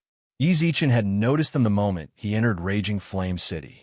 In order to get them to show up, Yi Zichen suppressed his fury and said a lot of nonsense to the Wu family's patriarch. He only had one goal, and that was to catch all the members of the Axe Gang in one fell swoop. Catching them all in one fell swoop meant that no one would be left behind. Fire come. Accompanied by his furious roar, the entire sky turned fiery red. A sea of flames, large enough to envelop all of Raging Flame City, ignited in the heavens. Countless heavenly flames fell from the sky. Flames filled the air. Heavenly lightning roared. Fierce winds howled. Countless human and earth immortal corpses fell from the sky. Every single one of them possessed treasures that would make anyone in Raging Flame City go green with envy. However, not a single person dared step out to loot their corpses. They simply didn't dare go out in the face of such a scene. Those who were bold enough to attempt to loot their corpses all died in the process. Buildings collapsed, the earth shattered, the rivers stopped flowing. Immortal King-level energy swept through the entire city. It wasn't just Raging Flame City. Even the small towns outside the city sensed the waves of destructive energy. This was the end of the world. This was the end of Raging Flame City, the 13th district, or perhaps even the entire Mortal Great District. Ugh! Atop the city walls, WNG Lei coughed up a mouthful of blood. The instant Yi Zichen summoned the Tao of the Five Elements as the city lord, he'd used his own strength to erect a barrier for the sake of his citizens. He wasn't the only one. The other family clans sent out all their experts as well. At that moment, the hearts of everyone in Raging Flame City twisted into knots. However, as a heavenly immortal realm expert, WNG Lei was naturally the main force that maintained this barrier. When he spat out a mouthful of blood, the barrier that protected the city shattered abruptly. Not good. WNG Lei's eyes were bloodshot. This was no longer a battle between family clans. Right now, he was just a city lord who wanted to protect his citizens. He bit down hard on his tongue, using the pain to stimulate his nerves. He circulated his spiritual energy once more, but at that moment, barrier. They didn't know where it came from, but all the citizens heard was a soft, low cry. Instantly, a beam of five-colored light appeared in the sky above Raging Flame City, enveloping the entire city. When the head of the Liu family saw the barrier and heard the low cry, he instinctively looked in the direction of the Liu family. Ancestor. Standing atop the city walls was an old man who looked to be over 100 years old. His hair and beard were both white, but his spirit was hale and hearty. He tapped the air with his finger. He could vaguely sense that he was the one who'd set up the barrier. When WNG Lei heard this, he was stunned as well. When he looked at the old man, an immortal king, he stared at the head of the Liu family in shock. He'd never underestimated the Liu family's strength, but he'd never imagined that they had an immortal king backing them. Yi Zichen had no idea he'd caused such panic in Raging Flame City. Right now, there was only one thing on his mind: kill them all. In a short hour, all the human and earth immortals had fallen. Even a few sky immortals had perished. Only Luo Gaoyang and a mid-stage sky immortal expert remained. Die! A low voice that sounded like a ghost appeared behind a surviving mid-stage heavenly immortal expert, and when he heard this low voice, his heart almost stopped beating. But before he could react, his head had already been separated from his body. Blood sprayed wildly, but not a single drop stained Yi Zichen's clothes. It's your turn. Yi Zichen tilted his head, then disappeared into the sky. Luo Gaoyang was terrified. He wanted to run. But when Yi Zichen reappeared, as expected, Luo Wanyang was dead. Not a single one of the elites the Axe Gang had deployed to Raging Flame City survived. Chapter 11:03. Yi Zichen's broadsword slashed at the Axe Gang. Their elites were annihilated. The cultivators of Raging Flame City, who'd survived thanks to the Liu family patriarch's protection, were shaken. Their eyes widened as they stared at the blood-soaked city. At that moment, Yi Zichen descended from the sky. He held a sword in his right hand, and blood dripped endlessly down the blade. In his left hand, he held a severed head. When the crowd looked over, they saw that it was Luo Gaoyang's head. From the look in his eyes, they could sense what he'd experienced before his death. His eyes were filled with undisguisable astonishment, and his face was filled with undisguisable horror and despair. As he strolled through the city, he left blood-red footprints wherever he passed. At the same time, countless spatial rings and treasures converged on Yi Zichen, forming a river of spiritual treasures. The crowd's eyes burned with greed. It was hard to imagine how much wealth these experts, all of whom were at least at the human immortal level, had accumulated after death. However, they could only watch enviously. None of them dared try to rob them, not even the Liu family patriarch. He simply nodded at Yi Zichen, then disappeared from Raging Flame City. Yi Zichen left countless bloody footprints behind him. When he reached Raging Flame City's teleportation formation, he pointed at one of the guards standing guard. The guard's heart suddenly shrank. He shivered and kept swallowing his saliva. The guard was terrified. He'd personally witnessed Yi Zichen transform into the Grim Reaper and reap the lives of countless human immortals and earth immortals. He was very worried that he'd be the next to die at Yi Zichen's hands. Don't be afraid. I'm not a bloodthirsty person. Yi Zichen spun the immortal artifact in his hand a few times, then stabbed it into the ground. He placed his hand on the guard's shoulder. Do you know which district the profound Great District's Axe Gang is located in? In the 36th district, said the guard, his face pale and drenched in cold sweat. Then take me to the Axe Gang's city in the 36th district. Here's my travel fee. He casually pulled a ring from the river of spiritual treasures and handed it to the guard. The ring was stained with fresh blood. The guard shook his head repeatedly, not daring to accept it. Doesn't it cost money? Yi Zichen nodded calmly, but didn't insist. He put the river of spiritual treasures into his mustard seed pouch, then walked towards the heart of the teleportation formation. Thank you. Yi Zichen pulled the immortal sword into his hand. Before long, the blood dripping from the sword and dripping from Luo Gaoyang's head dyed the formation red. Without any hesitation, the guard's hand trembled as he pressed a few buttons near the teleportation portal. The formation flashed with spiritual light, and Yi Zichen's figure distorted, then disappeared. After sending him off, the guard's legs gave way and he directly sat on the ground. His entire body was covered in cold sweat, and there was even a puddle of water between his legs. He stared blankly ahead. At the same time, City Lord WNG Lei and the Liu family also landed at the teleportation portal. WNG Lei felt embarrassed when he saw the guard urinating. This was a soldier that he had personally trained. However, when he thought about how his strength was limited, facing the pressure of a celestial king, it was not unforgivable for him to show such an ugly side. WNG Lei couldn't help but sigh at the guard. Where did that senior go just now? The guard was clearly scared out of his wits.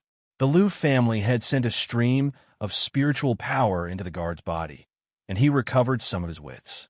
However, he still sat on the ground in a daze and muttered, Where did that senior go? He went to the 36th district. With that, WNG Lei and the Liu family head couldn't help but look at each other. At that moment, the Liu family's immortal king ancestor landed beside them. Ancestor? Senior? WNG Lei and the Liu family head cupped their fists in unison. The ancestor looked at the formation and couldn't help but sigh. The world is about to change.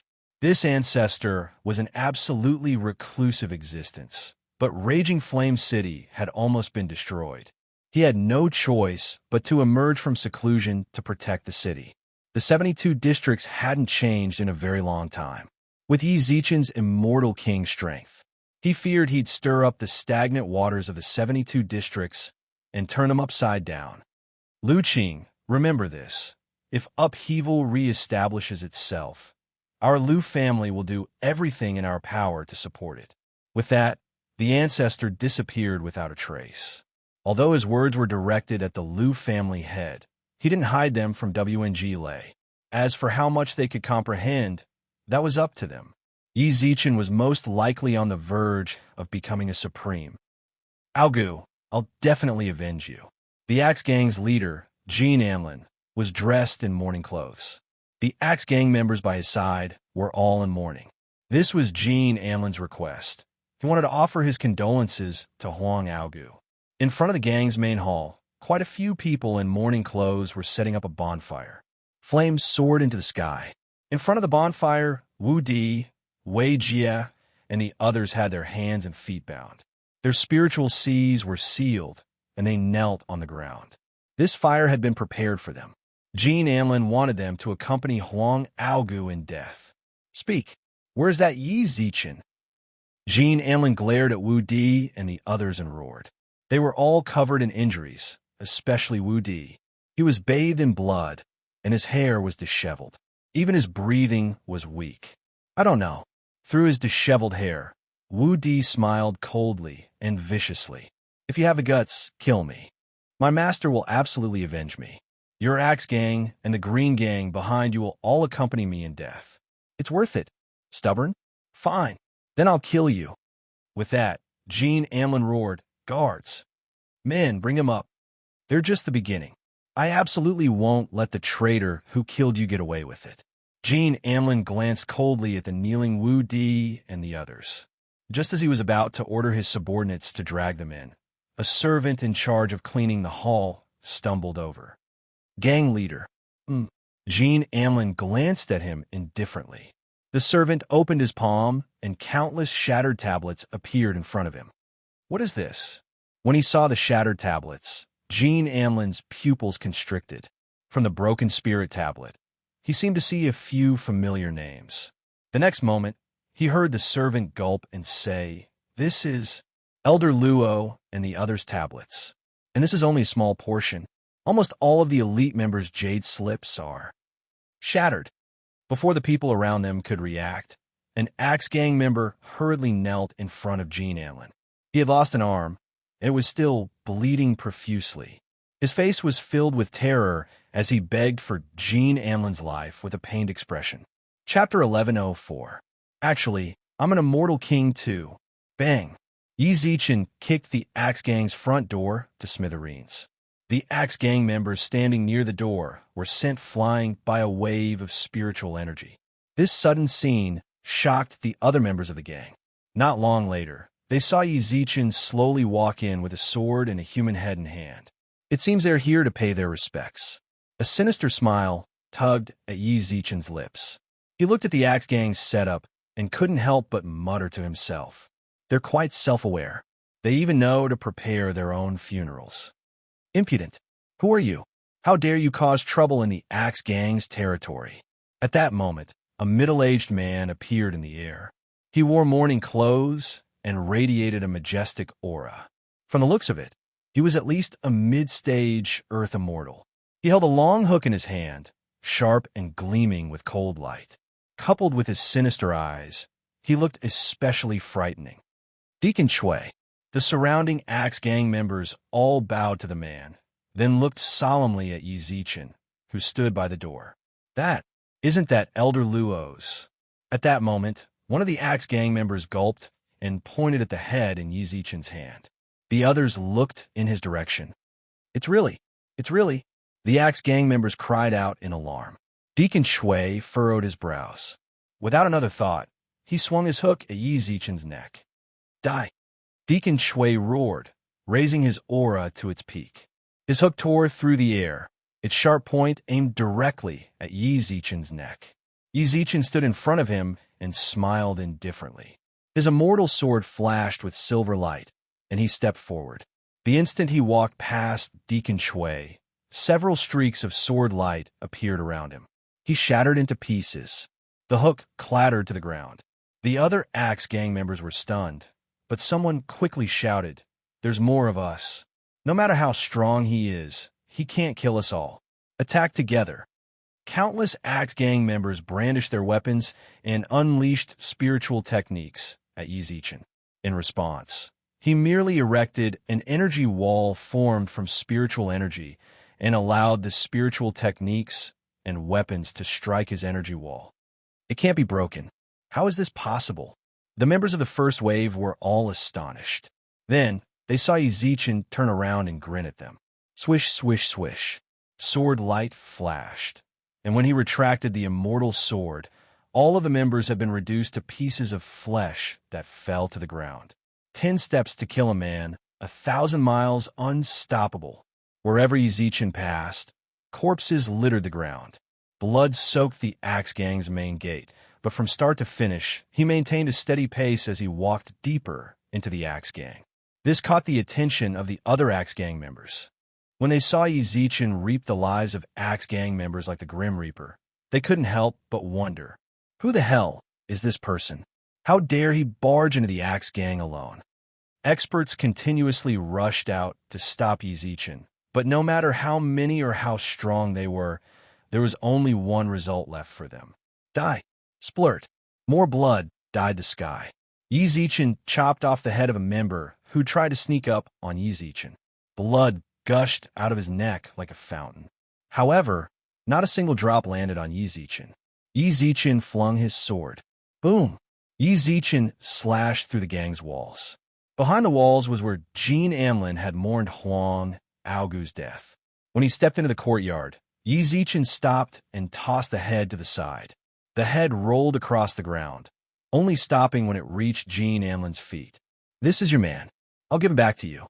Wu Di, Wei Jie, and the others had their hands and feet bound and their spiritual seas sealed. When they saw Yi Zichen, they were astonished. However, they weren't delighted in the slightest. Rather, they were terrified. "Boss, hurry up and leave." Jean Amlin broke through to the Immortal King level a few days ago. "Hurry up and leave." The way he saw it, Yi Zichen was roughly a peak sky immortal. That level of strength was enough to sweep through the earth profound and mortal great districts, but Jean Amlin. He was an immortal king. A few days ago, Jean Amlin would have still been a peak sky immortal. Perhaps Huang Aogu's death had been too great a blow, but he'd used his grief and anger to break through the shackles between sky immortal and immortal king. He'd become an immortal king expert. Wu Di, Wei Jie, and the others had seen this with their own eyes. It was absolutely true. The others reacted the same way. The gang's human immortal experts looked as if they were facing death with equanimity. They urged Yi Zichen to hurry up and leave. They were already deeply moved that Yi Zichen had come, but now Jean Amlin was an immortal king. "Gang leader, hurry up and leave. Revenge is a dish best served cold. We'll wait until you're strong enough to avenge us. Don't worry about us. Hurry up and leave." Yu Zhilan's voice was the loudest. Yi Zichen stood in place, listening to their frantic shouts. He couldn't help but smile. Suddenly, his gaze grew cold. 10 years is too late. Some grudges have to be avenged now. Gang leader, Wei Jie and the others shouted frantically. They were already deeply moved that Yi Zichen had come to save them, but the difference between peak sky immortals and immortal kings was like a ravine. Besides, the only reason those human immortal experts had stayed in upheaval was because of Yi Zichen's status as a pill refiner. Yi Zichen was far too young. They didn't believe that someone as accomplished in pill refinement as him could match a god king in terms of spiritual energy. They feared death, and they didn't want to die. But now, all they could do was die. They had no choice but to accept it, but they wanted someone to avenge them. They didn't want their only hope of revenge to die here as well. Luo Gaoyang's round head landed at his feet. Jean Amlin's expression didn't change in the slightest. Even if Yi Zichen had killed 70 to 80% of his sex members, he didn't care. After becoming an immortal king, his worldview had changed. All he wanted to do now was avenge Huang Aogu. "You're the one who killed Aogu?" Jean Anlin's expression was cold as he stared directly at Yi Zichen. "That's right, I killed him. That bastard didn't know how to appreciate kindness. He made trouble for me over and over again. I'm already being merciful by not chopping him into mincemeat and feeding him to the dogs." "Ha, you talk big. Then you can stay here and accompany Aogu in death." Boom! His immortal king-level immortal pressure burst forth, and the majestic spiritual pressure extinguished the distant fires. Wei Jie and the others were all frantic, but at that moment, Yi Zichen looked at them and smiled calmly. Chapter 1105. The Axe Gang is destroyed. Jean Anlin swung his immortal sword, and a beam of golden sword light slammed into the ground, creating a ditch several meters deep in the ground in front of Jean Anlin. At the same time, dark clouds appeared in the sky, blotting out the entire sky. The confrontation between the two celestial kings caused the atmosphere between heaven and earth to become incomparably heavy. Muffled claps of thunder rumbled through the dark clouds. The immortals in the city felt as if the end of the world was upon them. They were terrified and uneasy. The city's experts, who were merely entering immortals and human immortals, trembled in fear. Even the Earth immortal experts were staring at the changing weather above their heads with a solemn expression. The guards of the city lord's manor were scattered throughout the city, and the city lord himself stood atop the city walls. A clash between two immortal kings would deal a fatal blow to the city. They had no way of stopping the two immortal kings, so all they could do was do everything in their power to minimize their losses. When Yi Zichen said he was an immortal king, the bound men, whether it was Wu Di, Wei Jie, or the others, all revealed astonished expressions. He was so young, yet he possessed unparalleled talent for pill refinement. Now he was an immortal king? A few of the human immortals couldn't help but sigh inwardly. Compared to Yi Zichen, they'd lived half their lives in vain. Inwardly, however, they rejoiced that they'd been able to fight alongside someone like Yi Zichen. "We have to win." Wu Di and the others gnashed their teeth and muttered to themselves. Little did they know, when the Axe Gang sensed that Yi Zichen's immortal pressure was on par with Jean Anlin's, their hearts leapt to their throats. They clenched their fists and prayed for Jean Anlin. "You? Not bad." Jean Anlin sensed Yi Zichen's immortal pressure, as well as the power of his previous attack. Even though Huang Aogu's death had gotten to Jean Anlin's head, he had no choice but to admit that this youth, who looked so much younger than him, had reason to take him seriously. By now, he no longer looked at Yi Zichen with disdain. Instead, he viewed Yi Zichen as a worthy opponent. "I've always been good." In response to Jean Anlin's praise, Yi Zichen merely smiled indifferently. "But you still have to die." Suddenly, Jean Anlin let out an especially arrogant roar of anger. His body began to radiate with the boundless power of lightning. The power of thunder and lightning directly communicated with the thunder and lightning in the sky. In an instant, the entire void was filled with lightning and thunder. Jean Anlin's hair also turned silver white. The clothes on his upper body exploded, and his taut muscles brimmed with explosive power. His aura was like that of a primordial beast as he stared intently at Yi Zichen. "In the past 1,000 years, no immortal king has ever perished in the 72 districts. You will be the first. I will use your soul as a sacrifice for Aogu's death." Boom! Countless bolts of heavenly lightning fell from the sky. Jean Anlin was like a lightning beast, his entire body crackling with white lightning. The heavenly thunder rumbled, and in an instant, it was as if doomsday had arrived. "Get ready." At the same time, the city guards were scattered all over the city, also shouted angrily. The city lord leaped into the air, his palms continuously forming hand seals. Waves of immortal spiritual energy rippled outwards. He couldn't let the lightning land in the city. However, at that moment, scatter lightning. The power of the 5 elements lay in their ability to forcibly distort their power. Although Yi Zichen had only achieved minor success in his lightning arts, they were still superior to ordinary lightning-type techniques. His words were like a motto. When he opened his mouth, the heavenly lightning seemed to be bound by the laws and was forcibly erased. Erased the heavenly lightning. This scene was absolutely shocking to anyone. The guards scattered throughout the city looked up at the sky in bewilderment. They could no longer hear the rumbling of thunder. Just now, the heavenly lightning had been so powerful, but halfway through its descent, it had vanished. The city lord, who'd almost used his fated blood as bait, was stunned. Even with his peak sky immortal strength, he hadn't sensed how the lightning had vanished. Wu Di and the others, as well as the Axe Gang members, were no exception. Jean Amlin was the only exception. The heavenly lightning had descended through his connection with heaven and earth. When it vanished, he could clearly sense that someone had erased it. It was you. After a brief moment's hesitation, Jean Amlin's gaze landed on Yi Zichen. He didn't believe that his actions had provoked the might of the divine mountains to erase his heavenly lightning. He knew very well that, given his level, he wasn't powerful enough to involve the divine mountain's major figures. Then, only Yi Zichen could. Yi Zichen smiled calmly and nodded. It was me. There's no need to embarrass yourself in front of me with your lightning element. I've already given you one chance. I'll give you one last chance. You'd better take advantage of it. With that, Yi Zichen viciously stabbed the immortal sword into the ground. It was merely an immortal-grade sword, but in his hands, it unleashed power comparable to a divine artifact. The instant the blade plunged into the ground, it seemed as if it had been sliced into pieces. The fissures extended hundreds of meters into the distance. Jean Amlin was astonished.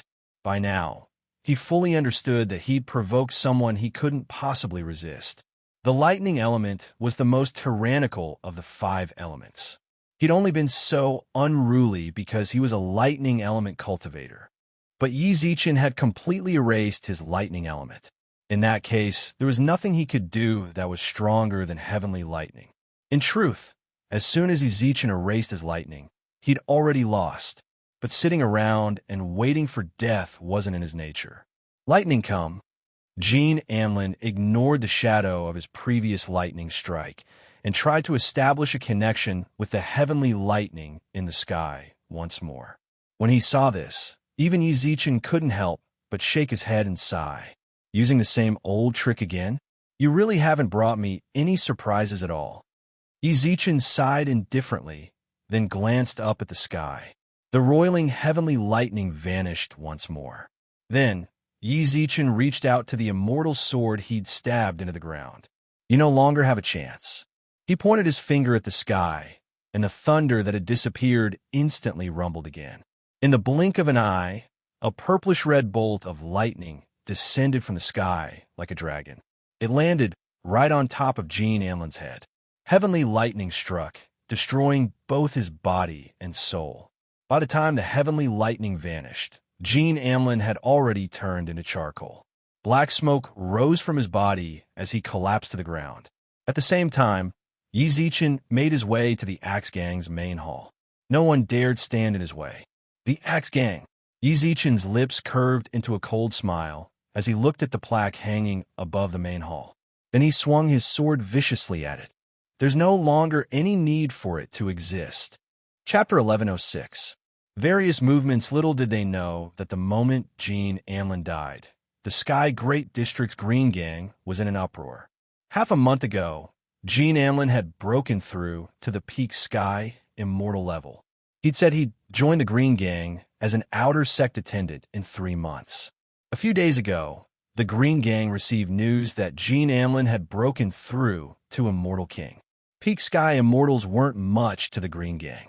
Some people spent their entire lives struggling to cross the line of Immortal King. But breaking through to Immortal King was a qualitative change. In any faction, Immortal Kings were extremely important. The Green Gang was no exception. Jean Amlin's breakthrough meant that the Green Gang had decided to give him the position of an intersect attendant. That was a fairly high position in the gang. But just now, the person in the spirit room had said, Jean Amlin's soul jade slip had shattered. An Immortal King had never died in the 72 districts in 1,000 years. This news instantly caused a huge uproar in the Green Gang. Quite a few of the sect members couldn't help but ask who had the gall to kill an immortal king. And an immortal king of the Green Gang at that. The sect's elders didn't hesitate to report the matter to the gang leader. Within the conference hall, 6 coiling dragon pillars towered above the main hall. More than 10 high-ranking members of the Green Gang stood in the middle of the hall. They had all come because of Jean Amlin's death. In the seat directly in front of them sat a middle-aged man. "All right, I understand everything you've said," said the man in the seat. The man on the seat said in a deep voice. The higher-ups in the hall also spoke up one after another. "Gang leader, how do you think we should handle Jean Amlin's death? What else can we do? He's dead, and no one is allowed to mention it in the future. As for the Axe Gang we've set up outside, there's no need to pay them any mind." The man's response shocked everyone in the hall. An immortal king had died just like that? Even the outside factions had given up on him. After all, the Green Gang's current development was partly due to the Axe Gang's transportation of resources. "Gang leader, shut up." The senior members wanted to say something, but the man in the seat shouted angrily. The pressure of someone who'd been in a high position for a long time filled the entire hall, silencing everyone. Jean Amlin is an immortal king, but isn't the one who killed him an immortal king? Any immortal king is worthy of our careful treatment. Could it be that you want us to find trouble with that immortal king? How foolish. All right, this matter ends here. In the future, no one in the gang is allowed to delay the investigation because of this matter. We'll deal with Jean Amlin's death internally. That's all. You're dismissed. Yes. The upper echelons carefully left the hall. Only when they had all disappeared did the leader of the Green Gang quickly put away his stern expression. He stood up from his chair and bowed towards the curtains. "Sir, are you satisfied with this arrangement?" "Satisfaction is not for me to hear." Not long after, a woman's soft voice sounded from behind the curtain. "Your performance this time is not bad, but I don't want to see you stubbornly go your own way after I leave." "I wouldn't dare." The leader of the Green Gang kept smiling obsequiously. If an outsider were to see this scene, their jaws would definitely drop. The leader of the Green Gang was a famous existence in the 72 districts. With his immortal king-level strength and divine artifact, he was almost undefeatable in the 72 districts. Furthermore, the Green Gang was a peak faction in the Sky Great District. The other factions could only hope to stand up to them after some practice. And yet, this sort of existence was carefully smiling obsequiously. If Yizichin goes to the Sky Great District in the future, remember, get him some help. This humble one obeys. There was a flash of light, and the person behind the curtains disappeared from the hall. The leader of the Green Gang maintained his bowing posture for a long time. Only after a full hour did he heave a sigh and sit back down, his gaze focused on the front of the hall. "Jean Amlin, you didn't die in vain. The Axe Gang, a peak faction in the profound Great District, had been destroyed." The news spread like wildfire, and in just a few days, practically everyone in the profound Great District, including the Earth and Sky Great Districts, heard of it. Yizichin's reputation soared after this battle. Quite a few factions in the Sky Great District had already sent people out to search for him, hoping to rope him into their ranks. The mortal Great District's Wu family. In the end, news of the Axe Gang capturing their Qilin son spread far and wide. As soon as Wu Wingguang received the news, he rushed back to the Wu family. When he learned of the First Elder's actions, he couldn't help but curse him for being senile. Then he told everyone about how Yizichin had single-handedly destroyed the Axe Gang. When they heard this, everyone in the Wu family panicked. They were worried that they'd become the next Axe Gang. Within the Wu family's main hall, Wu Wingguang sat on the family head's throne, his eyes narrowed. Practically all of the Wu family's higher-ups were present. The first elder, Wu Honghua, sat in his chair like a sinner. He couldn't deny that his decision and actions had plunged the Wu family into absolute danger. Family head, Lil Di is Senior Ye's disciple, after all. Out of respect for Lil Di, he probably won't do anything to our Wu family. Although the first elder's actions have infuriated Senior Yi, he did it for the sake of our family survival. He made a decision that was beyond reproach. That's right. As long as Lil D pleads with Senior Yi, our family might still have a chance to turn things around. The Wu family's higher-ups chimed in, but Wu Wenguang didn't listen to a single word. All of their plans were built on the premise that Wu Di would put in a good word for them. But what if Wu Di didn't say anything? The Wu family treated Wu Di extremely harshly. To put it mildly, wasn't harsh. It was ruthless. Although they'd made Wu Di their Qilin son and brought his mother's memorial tablet back to the clan's ancestral hall, their relationship had improved somewhat. The knot in his heart still hadn't been resolved. It's all your fault. He glared viciously at Li Na. If the Li family hadn't been so ruthless, their current problems wouldn't have been so troublesome. Wu Wenguang glared at Li Na, but Li Na bit her lip and didn't dare speak. Ever since learning that Yi Zichen was an immortal king, the Li family had been terrified. Of course, it was Wu Di, but it had always been the Li family causing trouble. Right now, there's only one way to save our family. After a long moment of silence and thought, Wu Wenguang looked intently at everyone in the hall. Cancel the marriage alliance with the profound Great District's Kai family. Let Yunnan marry Wu Di. The people in the hall were all shocked, and there were even people who spoke out. Family head, we've already provoked Senior Yi. If we cancel the marriage, won't we provoke the Kai family as well?